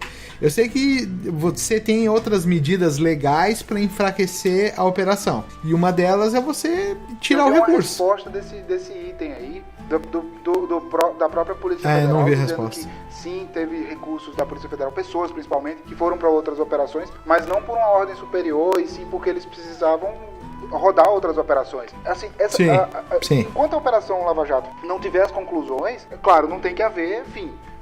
Tem que finalizar com o fim mesmo, tem a conclusão, tem que julgar os casos, e tem que condenar quem tiver que ser condenado, absolver quem tiver que ser absolvido, aí vai para a próxima instância e faz o que tiver que fazer. Mas assim, só concluindo aquele assunto que eu estava falando da gravação do Temer, eu me espanto demais com isso. Eu me espanto demais de um país que é uma potência. O Brasil é um país que tem recursos enormes. Não existia uma proteção nenhuma para o presidente, para ele poder falar com alguém. Não existia um ABIN que olhe se está sendo gravado ou não. Eu não estou falando do crime. Não existia. Você tem certeza que daqui para frente vai ter. O SNI ele foi extinto pelo Fernando Henrique no primeiro governo, e depois, no final do segundo governo, ele criou a ABIN, que é a Agência Brasileira de Inteligência, que deveria ter esse papel. A própria Polícia Federal deveria ter esse papel de manter o presidente. E eu não estou falando desse caso, porque assim, imagina que eles... Mas assim, é que só uma questão técnica. Como é que você vai impedir que uma gravação seja feita no celular se você botar um gravador aqui? Eu vou te explicar. Tem um amigo meu em Israel, que morou em Israel há muito tempo, é judeu, e ele me falou como é que funciona pro exército lá. É relativamente simples. Você liga um rádio em cima da mesa, com um volume um pouco maior do que você está falando, e tenta gravar, bonitão. Vai lá, pode botar teu gravador. Liga um rádio na mesa com o volume tocando uma música. Isso é um exemplo. Mas existe contramedida para ver radiofrequência, existe detector de metal, uma série de recursos que poderiam ser utilizados para evitar uma gravação de um presidente da República, e eu não estou preocupado com a questão da corrupção. Sim, mas você acredita que essas medidas iam surtir efeito com relação especificamente a essa gravação do Temer com o Joesley? Porque assim, foi o Joesley que gravou o presidente falando, e o presidente não vai ligar um rádio na hora de falar com alguém, né? Por que não? Tipo assim, pera aí, oi? Porque pode atrapalhar a conversa especificamente. Não, mas o que eu quero dizer é o seguinte, imagina que essa conversa fosse alguma coisa importante para o Brasil. Imagina que eles estivessem discutindo sobre a operação de carne do Brasil contra a Argentina em relação a, sei lá, taxas de importação, fosse alguma coisa estratégica para o Brasil para os próximos anos. E isso é um caso importante. Assim, é isso que eu quero dizer. Mostra uma fragilidade. Você grampear um telefone de um presidente da República. Cara, criptografia já existe há quantos anos? Sim, isso é um absurdo. Não teria como. Como é que a Dilma vai falar com o Lula no gabinete dela, e o gabinete dela não tem a mínima segurança de telefonia, não tem a mínima... não faz sentido pra mim, sabe? Agora imagina ela falando com o Obama, ou com o Trump, ou com o Trump ela não pegou, mas com outro presidente, sobre assuntos estratégicos do Brasil. Mas ela ia precisar de um tradutor, não ia? Provavelmente, até porque o Obama não fala nada de português. Ele deveria, né? Porque ele tá falando... Nenhum governo... Ou deveria... português eu não sei, mas que ele deveria falar pelo menos russo, sim, né? Como o Obama não fala a língua mais falada do mundo também, que é chinês, nem a segunda mais falada do mundo, que é o espanhol, né? Ele não precisa, deveria, né? Se a gente for olhar numa posição estratégica... Não, deveria, concordo plenamente. Como governador, ele deveria falar mandarim, russo, mas eles não precisam. A gente precisa, eles não. Eu não acho incompetência da Dilma por não falar inglês. Também não acho incompetência do do Obama por não falar português. Português, inclusive, se fala muito pouco no mundo, né? Mais um espanholzinho podia. É o espanhol, podia. Espanhol. Mas daí a gente também ia ter que falar espanhol, não sei se eles falam espanhol.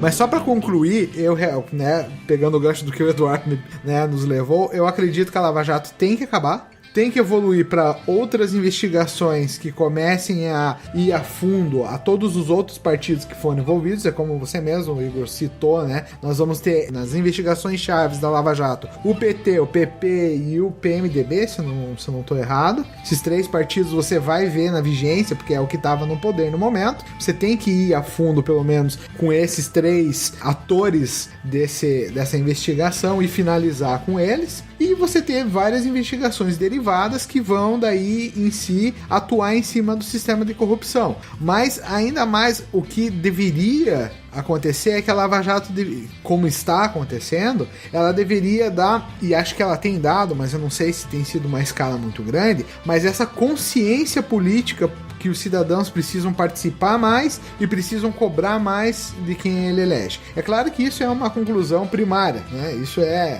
o que realmente tinha que acontecer. Mas de alguma forma a Lava Jato tinha que intensificar isso. A gente teve ações como as 10 medidas contra a corrupção, e a gente foi muito injusto nesse podcast, porque a gente falou muito do Sérgio Moro, mas para mim também um dos grandes arquitetos é o Sérgio Dallagnol. Daltan. Né? Ele é o cara responde... Oi? Daltan Dallagnol, não é? Daltan. Ah, é, Daltan. Ó, você vê, ó. Daltan Dallagnol. Sérgio Dallagnol foi terrível. Não é o Sérgio Moro, é o outro Sérgio. É o outro Sérgio. É o Daltan Dallagnol. Porque ele foi um dos caras que tem sido base dessa investigação. Porque, querendo ou não, ele que é o cara do MPF que vai apontar o dedo, né? E a polícia vai atrás onde o dedinho tá apontado, né? Então, ele teve, o próprio MPF teve essa iniciativa das 10 medidas, né, contra a corrupção, e esses tipos de medidas precisam continuar se erguendo para que a sociedade em si combata a corrupção. E também é muito difícil de falar da sociedade em si, porque a gente é uma sociedade corrupta, né? Nós somos corruptos. Exato. Infelizmente, eu mesmo luto comigo mesmo pra não baixar torrent, mas tem vezes que eu baixo torrent. E isso só deflagra em mim que eu também sou corrupto. Mesmo que as proporções sejam diferentes, isso mostra que o povo tem como hábito fazer esse tipo de coisa. Então, realmente, eu espero que essa Lava Jato, que a Lava Jato seja um início também de uma recuperação moral do povo. Porque, assim, eu sou uma pessoa que acredita que valores morais determinam o futuro de uma nação e determinam até o futuro de uma vida, de uma pessoa com as escolhas que ela toma. Porque tem essa linha humanista que ela tende a ir pro amoralismo, para você, que cada um tem uma interpretação, né, dos fatos, cada um tem a sua própria realidade. Eu já sou um pouco contrário, eu acho que existem valores universais que, se a gente seguir como sociedade, a gente vai para frente. E eu espero que a Lava Jato em si, ela possa contribuir para esse avanço moral do Brasil, que antes, mais do que a gente derrubar a corrupção, a gente tem que ser um povo com uma moral elevada. Eu acho que a gente tá nesse caminho, até por conta de muitas outras coisas que têm surgido, né, como eu falei também, de periféricas à Lava Jato. E quanto à Lava Jato, me preocupa um pouco, eu acho que ela precisa talvez chegar num fim, né, como o Igor falou, chegar no fim quando realmente chegar o fim, mas por conta do desgaste do termo Lava Jato, desgaste da operação perante a sociedade, para que daqui um pouco não caia num banalismo, tipo, entendeu? Lava Jato, tipo, todo mundo tá cansado de ouvir falar de Lava Jato. Então isso também é algo que eu acho que precisa tomar esse cuidado. Eu espero que esses reflexos que o Diego falou ali, eles realmente aconteçam e perdurem, né? A gente até abordou um pouquinho essa questão um pouco antes, mas eu acho que é algo que está sendo de muita importância para o país, de muita relevância, trouxe muita novidade, muita coisa que ninguém se preocupava antes para o dia a dia das pessoas, para acompanhar e às vezes até para refletir no seu próprio dia a dia, né, os questionamentos do que a gente faz ou deixa de fazer, aquilo que é certo e errado, mas acho que é importante um fim até por conta disso, e que surjam outros conjuntos de pessoas, se a gente pode dizer assim, que tenham as mesmas posturas, de tipo, não se vender, de tipo, tem que ir um empresário mesmo, riquíssimo, tem que ir pra cadeia, vai pra cadeia, velho. Tem o cara que é político, que tá no poder há muito tempo, que tem muita influência, mas fez errado, vai ter que ser preso, né? Então a gente vê isso, que nunca foi visto no Brasil. Mas, assim, na prática eu acho que ainda tem muita coisa para correr na Lava Jato. Quando você pensa que tá indo para uma conclusão, surge uma JIF, uma conversa gravada, um negócio que parece que é aquele negócio, você vai tirar um caranguejo da terra, daí ele tá grudado no outro caranguejinho, puxa mais um, daí aquele tá grudado no outro, vem mais um, então você vai puxando, parece que aquilo não acaba. E também essa preocupação que a gente está comentando aqui da sociedade, em a gente se conscientizar e trabalhar essas questões tanto em nós quanto colocar isso na prática na hora do voto, de acompanhar tudo mais, que isso se reverta também para o futuro agora, né? Que a gente possa avaliar também, ao tentar, dentro do possível, avaliar na sequência aí, né? Quem que tá subindo aí pro poder e tudo mais, porque realmente é complicado. A gente tá falando aqui de problemas sistêmicos, de coisas que estão instauradas já a gente falou de corrupção, que desde sempre tá aí e tudo mais e tal, e além da sociedade, parte dessa fiscalização deveria partir da própria oposição, né? Que muitas vezes faz vista grossa quando a gente tá falando de política, porque é mais conveniente. Então, o papel da oposição é fiscalizar a situação, né? Ver se aquilo que está sendo... Oi? Deveria ser, né? Deveria ser, né? De você ver, tá falando que tá fazendo tal coisa, então peraí, tá fazendo mesmo ou não tá? Então eu acho até que em partes do que tem acontecido surgiu por conta de uma ruptura, né? O Igor comentou ali, o PT se voltou, ou voltou as costas pro MDB, pro PMDB, e de repente isso fez com que aquela oposição adormecida por outros interesses fosse mais enfática e suscitasse aí algumas coisas. E por outro lado, pra gente ter a consciência também de acompanhar e de repente perceber, o que é muito difícil de a gente perceber, por onde que estão tentando matar, não digo a Lava Jato em si, mas esse movimento, né? Então a gente tem essa questão aí, reduzindo 30% dos recursos, sejam eles quais forem, financeiros ou não, né? Isso tem impacto direto ou não tem? Quem que tá, tipo assim, falaram que não tem, como o Igor falou, né? Não é diretamente na Lava Jato, mas é ou não é? A gente fica também,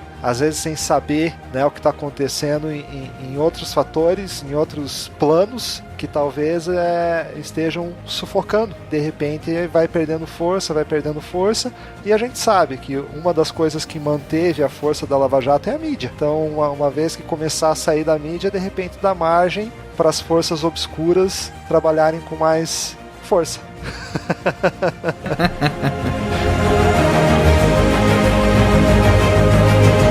Eu acho que você tocou num ponto importantíssimo. Você falou da mídia. A gente vê agora a Lava Jato e essas pessoas, como vocês bem falaram, que saíram meio que da caixa, saíram da mesmice, do sempre o acordo, e fizeram diferente. Exato. E quem está fiscalizando não é o Fantástico. Exatamente. Mais. Quando a gente via lá na nossa infância, era o Fantástico que fiscalizava o dinheiro que desapareceu. É o Ministério Público, é a Polícia Federal. Então, assim, é a quem cabe, né? A oposição nem existe, porque assim, olha só, a gente tinha um partido que era o PT, que estava no poder, e o PMDB, que era a sua base, certo? Errado. O PMDB não era base, o PMDB era situação e oposição ao mesmo tempo. Renan Calheiros e Eduardo Cunha, Temer, então os caras eram inimigos entre eles. Aí você vê agora o PSDB agora é a situação. Se alguém discordar, por favor, me avise, mas o PSDB agora é a situação. Não mudou nada. Com o PMDB. Então, assim, como assim? E o PT é oposição, não mudou nada. O PMDB continua lá na situação e oposição, tudo ao mesmo tempo. Exato. E a imprensa, que fazia o papel de fiscalização, fiscalizava o que ela queria e como queria. E em troca de favores, deixava de fiscalizar o que queria e como queria. Então, assim, a gente está falando de uma imprensa que é forte no Brasil como desde quando? Ditadura militar, né? Se a gente for olhar a nossa imprensa, é forte e fortaleceu-se. A Globo, por exemplo, na ditadura militar, virou a potência que virou. Ela colocou e tirou a ditadura militar, colocou a direita já no primeiro momento contra, depois foi lá e foi a favor, colocou o Collor, tirou o Collor com os caras pintadas, colocou o Lula, tirou o Lula e botou a Dilma, né? E tirou a Dilma e colocou... Então, assim, tem um poder muito forte oculto na imprensa. Sim. Tem sim, mas a gente não pode confiar na imprensa como unidade fiscalizadora, como cabe a fiscalização à polícia, ao Ministério Público. Ainda bem, estamos no caminho certo. Não estamos esperando mais a reportagem do Fantástico para saber quem roubou, quem deixou de roubar. A gente está esperando o pronunciamento do STF, o pronunciamento do Dallagnol, como você bem falou. A gente está esperando isso aí sair de quem cabe, né? Sobre essa questão de sair da caixa e ser fora do padrão, eu me lembro muito de um caso, eu sempre conto esse caso, eu devo ter ouvido pelo menos umas 10 vezes na vida dele. Tem um livro que tem um livro que eu lia, né, no segundo grau, um livro de filosofia, era até base da cadeira. E esse livro falava de um experimento com macacos. Pegar 5 macacos, coloca dentro de uma jaula e no meio dessa jaula coloca uma escada e em cima lá um cacho de banana. Ok, só que só dá para um macaco subir por vez.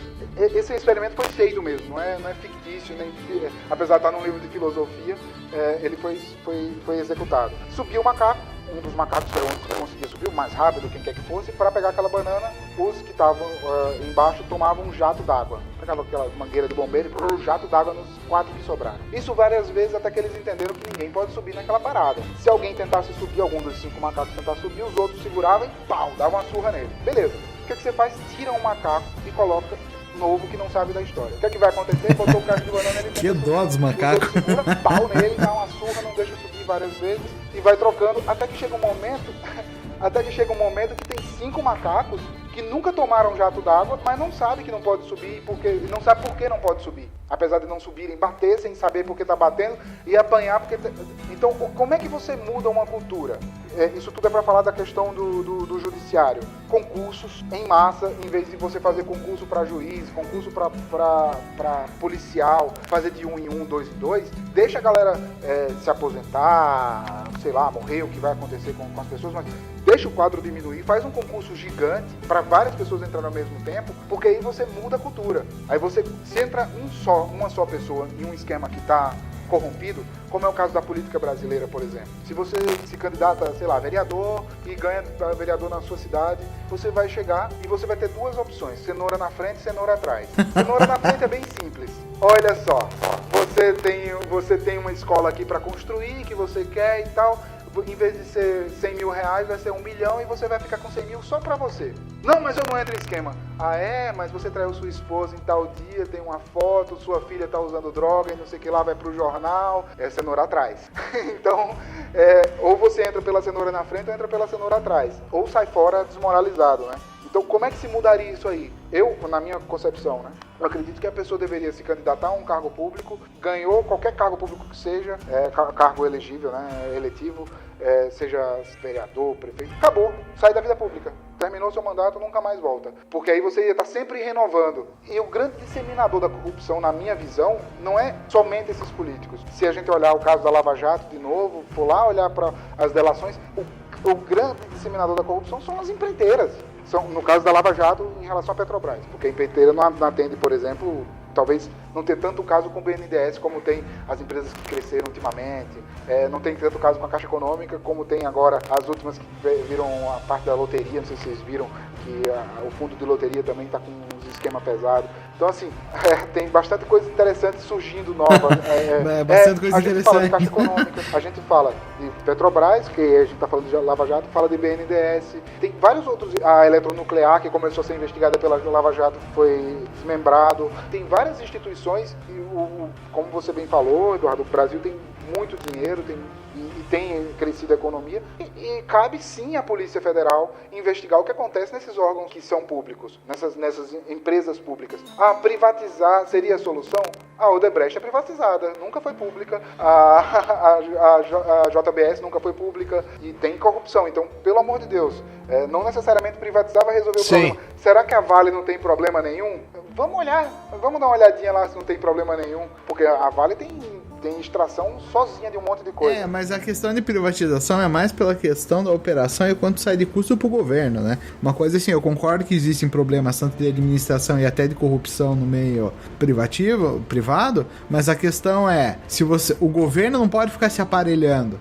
Eu concordo com você que a mudança de cultura tem que se gerar mais concurso, mas também daí é você tá perpetuando o sistema que tá muito emparelhado. A gente tem um estado muito grande e vai muito dinheiro para ele. E uma das fontes de corrupção é esse fluxo do dinheiro. Então, assim, eu concordo que chegar no modelo é muito difícil. Mas, assim, aumentar o estado é um problema, no meu ponto de vista. Quanto mais agentes públicos, maior é o problema. Porque você vai ter vários atores que podem se corromper ou não, né? Eu acho que o que tem que mudar é a cultura. É aquilo que a gente estava comentando. Se você tiver uma cultura de povo não corrupto, Concordo. Não interessa se é tudo privado ou se é tudo público. Ninguém é corrupto.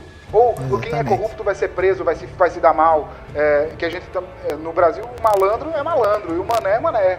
E se a gente tiver essa visão de malandro é malandro, mané é mané, não interessa se é 100% público ou 100% privado, vai ter corrupção. Exatamente, essa questão cultural... Exatamente. Essa questão cultural é que é a diferença. Malandro é malandro, mané é mané, tudo tem um jeitinho brasileiro pra fazer, entendeu? Então, tipo, o mundo é dos espertos, aquela coisa toda, então... Não, e pra você ver o absurdo que é essa cultura, eu lembro de um programa que eu tava assistindo do Roberto Justus, né? O Aprendiz, que um cara que tá sendo gravado pro reality show tava com R$150 pra subornar o fiscal que ia fiscalizar um evento que eles estavam fazendo, porque ele não tinha entrado, ele não tinha conseguido o alvará pra fazer aquele evento, ou a permissão. E eu lembro que daí o Roberto Justus começa a perguntar e trazer isso na mesa, e o cara fala numa boa, e o cara não se liga do que ele tava fazendo. E é claro que ele foi o demitido daquela mesa e foi escrachado. Por quê? Porque ele não se ligou, ele entrou no modo piloto da cultura e fez uma ilegalidade. É muito natural, né? Exatamente. Exatamente. E ele nem se ligou que isso era algo negativo.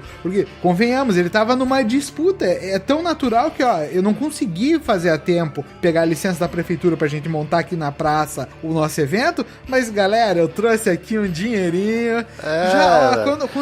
Deixa aquela, comigo. É aquela noção do que é certo e o errado que vai se perdendo. Exatamente. Né? Então você vê lá, por exemplo, de repente alguém falando, pô, mas o cara tava falando informalmente pro Temer ali, que ele tinha um juiz, que ele tinha um procurador, que ele tinha não sei o que lá. Será que o Temer tinha que fazer alguma coisa ou não? Claro que tinha. Na verdade, tinha que fazer. Só que daí você fica naquela, pô, mas era só uma conversa, entendeu? Exatamente. Porque é a cultura. Assim, a gente se lembra, né? A gente se lembra de todas as vezes que a gente se omite. Exato. Sabe? Porque assim, quantas vezes vocês viram pessoas cometendo crime, amigos, parentes, inimigos, sei o que quer que seja, e você não denunciou? E eu tô falando de crimes, às vezes até que pode parecer não absurdo, mas é absurdo. Sonegar imposto, por exemplo. Quantas vezes eu vi pessoas sonegando imposto e nunca falei nada? E essas mesmas pessoas que eu sei que sonegam, que faz esse tipo de coisa, é quem eu vejo lá no Facebook lá, contra a corrupção, e não sei o que lá, o PT tem que acabar. Cara, se o PT acabar, a corrupção não vai acabar, porque... Ou se o PMDB acabar, a corrupção não vai acabar, porque é uma questão cultural, né? Se fosse uma questão partidária, seria tão fácil. Nossa. Mas tão fácil, né? Mas infelizmente não é. A Lava Jato é uma operação que já ultrapassou 40 fases. Ela arrecadou um grande volume de documentos, já foram acusadas criminalmente mais de 280 pessoas por crimes como corrupção, lavagem de dinheiro e organização criminosa. Existem sob investigação mais de 21 milhões de transações que totalizam mais de 1,3 trilhão de reais. E ainda existe o potencial de acusar criminalmente uma série de outras pessoas, centenas de pessoas que praticaram corrupção e de recuperar bilhões. Bom, pessoal, brothers and sisters, tá muito bom o papo, tá muito bacana, tá fluindo legal, né? Gostei bastante aí dessa conversa. A gente se ateve ao objeto do tema do podcast e fugiu dele também. Mas, ao espírito do tema. Mas foi muito bacana. Eu queria deixar aqui uma partezinha no final aqui para que a gente pudesse fazer algumas considerações finais. Né, deixar no final para as considerações finais, olha que ótimo, né, para os meus queridos amigos Diego e Igor aí colocarem aí alguma coisa pra gente finalizar. Pode ter réplica e tréplica. aí vai dar as considerações finais dos candidatos. Aí o editor não aguenta depois, velho. Então, Igor, por favor, você seja o primeiro a nos trazer a sua conclusão e seus pensamentos finais. Isso aí, broderada. Sobre o tema. Isso aí, broderada. Manter o tema é complicado. Falar de Lava Jato e não falar de política, e não falar de um pouco de justiça, um pouco de injustiça, um pouco das coisas que acontecem ao redor, seria, no mínimo, negligente. Até porque a Lava Jato, por si só, pra gente falar de Lava Jato, seria 3 minutos. É uma operação ridícula, pequenininha, que aconteceu lá em 2009 e teve a prisão de um cara. O nome Lava Jato pegou uma série de outras operações. Eu até tenho inveja do marketing da Polícia Federal pelos nomes, eu acho maravilhosos. Triplo X, Arquivo X, que prendeu o Henrique Batista, outras... Triplo X do Triplex. Isso mesmo. Então, assim, tem várias operações que fazem parte da Operação Maior Lava Jato, e não falar dessa coisa que permeia Lava Jato seria negligente, né? De novo, eu espero que a gente consiga evoluir no sentido das investigações, a gente consiga evoluir no sentido da nossa cultura. Como o Diego bem falou, perder essa síndrome de vira-lata que o brasileiro acaba tendo, de não dar valor à própria pátria, não dar valor às próprias coisas. A gente tem que dar valor sim ao nosso país e tem que parar dessa história de malandro é malandro, mané é mané. A gente tem que entender que malandro é bandido e mané é uma pessoa normal, que é uma vítima. Então, malandro é bandido e mané é vítima. É isso, eu queria agradecer demais o tempo de vocês, demais a atenção. Peço desculpa pelas vezes em que eu saí bastante do tema para tentar elucidar algum caso, alguma outra coisa. E espero que a gente converse outras vezes sobre outros assuntos mais pra frente aí. Obrigado demais. Certamente. A gente que agradece o teu tempo por estar gravando com a gente. E eu também quero partir para as minhas considerações finais. Eu acho que a gente tá, pelo menos eu e o Igor, a gente tá de acordo. Espero que a Lava Jato consiga finalizar com o propósito aí dela, né, de ter evoluído, mas que ela possa, pelo menos... eu acredito que ela já deu um golpe bem forte a esse sistema corrupto que a gente tem, mas que ela possa, pelo menos... derrubar aí o cabeça de parte disso. Eu realmente espero. Eu tenho como ideal que se o Lula fosse preso ia ser um marco para a operação. Já temos vários, a Henrique Batista, Eduardo Cunha, o Marcelo Odebrecht, né? Quando você pensa que num país de tão desproporcional, né, a renda, você ia ter os milionários sendo presos, políticos sendo presos, governos sendo derrubados, que estão, né, relacionados com a investigação. Então eu acho que a coroa de tudo isso, no meu ponto de vista, seria, caso realmente provado, porque o Lula como cidadão, ele tem o direito, né, de poder se defender das acusações, mas caso realmente, como tudo indica e parece, que eu gostaria que ele fosse preso, que isso ia ser um marco da operação, falando, olha, a gente atacou o governo, a gente atacou, finalizamos com uma prisão de um ex-presidente, né, que estava, se provado, que estava envolvido. Então eu acho que isso iria coroar, e realmente que essa cultura mesmo de destruir essa corrupção interna nossa também fosse, que crescesse na agenda do brasileiro, né? Que o brasileiro pudesse se conscientizar que, mesmo com toda a cultura e toda a história que a gente vem, né? Porque a gente tem um nascimento complicado, né? A gente foi colonizado pelos portugueses, né? Então, se a gente for pensar na cultura portuguesa daquela época que influenciou, né? Isso tem sim também o nosso nascimento como nação sendo influenciado por toda essa cultura, e quem vinha pra cá influenciou quem a gente é hoje, mas que a gente comprasse essa agenda de ter uma reflexão, né, uma reflexão própria, para que a gente pudesse ser pessoas mais morais. Eu acredito fortemente e gostaria que a Lava Jato fosse mais um dos elementos que nos levam a refletir o que a gente faz na vida e o que a gente acredita e como a gente se porta, e que a gente saiba que esse tipo de coisa, querendo ou não, influencia tudo. Que o primeiro combate à corrupção que a gente tem que ter é a corrupção própria. Não adianta eu postar, bater panelinha na janela quando um presidente ou alguém tá falando e que é corrupto, e eu faço gato, e eu baixo o vídeo, e eu não declaro meu imposto de uma maneira correta. Deixo 150 reais no bolso pra... Exatamente. Converso ali com o policial, né, federal, rodoviário, pedindo pra ele me aliviar, que eu tava meio apressado, né? Então eu acho que realmente eu gostaria que, além de tudo, a Lava Jato ela conseguisse trazer esses valores para cada brasileiro. Eu concordo aí com os meus parceiros de podcast, e talvez o grande legado aí seja essa possível mudança aí que eu espero que se perpetue na questão de a gente ter esses valores e esses princípios mais arraigados mesmo no dia a dia, e que isso se torne um hábito de a gente ver e não se calar, de ter a premissa de fazer algo e não simplesmente de alguém vai fazer algo e às vezes as coisas nunca acontecem, ou mesmo de a gente entender que ainda que seja algo que tenha falhas, seja uma operação que tenha falhas, que tenha coisas para melhorarem e a gente sabe que tem, mas que a gente possa entender que independente de quem está envolvido, o partido que está envolvido e tudo mais, isso é algo novo para nós, isso é algo que nunca existiu. Isso é algo que a gente não pode dizer, mas político nunca vai preso, né? Os grandes empresários nunca vão presos. Então é para a gente entender que é algo diferente, que a gente, como sociedade, como indivíduo, perpetue isso para o futuro, né? E que possa perceber de que as coisas não são assim, que a gente pode fazer o que quiser e que vai sair impune, né? Então, adorei o papo, gostei demais, quero agradecer demais ao nosso amigo Igor Moura, da República de Curitiba, nosso Diego Mendes, lá diretamente do Canadá. Acho que foi bem gostoso, foi bem legal.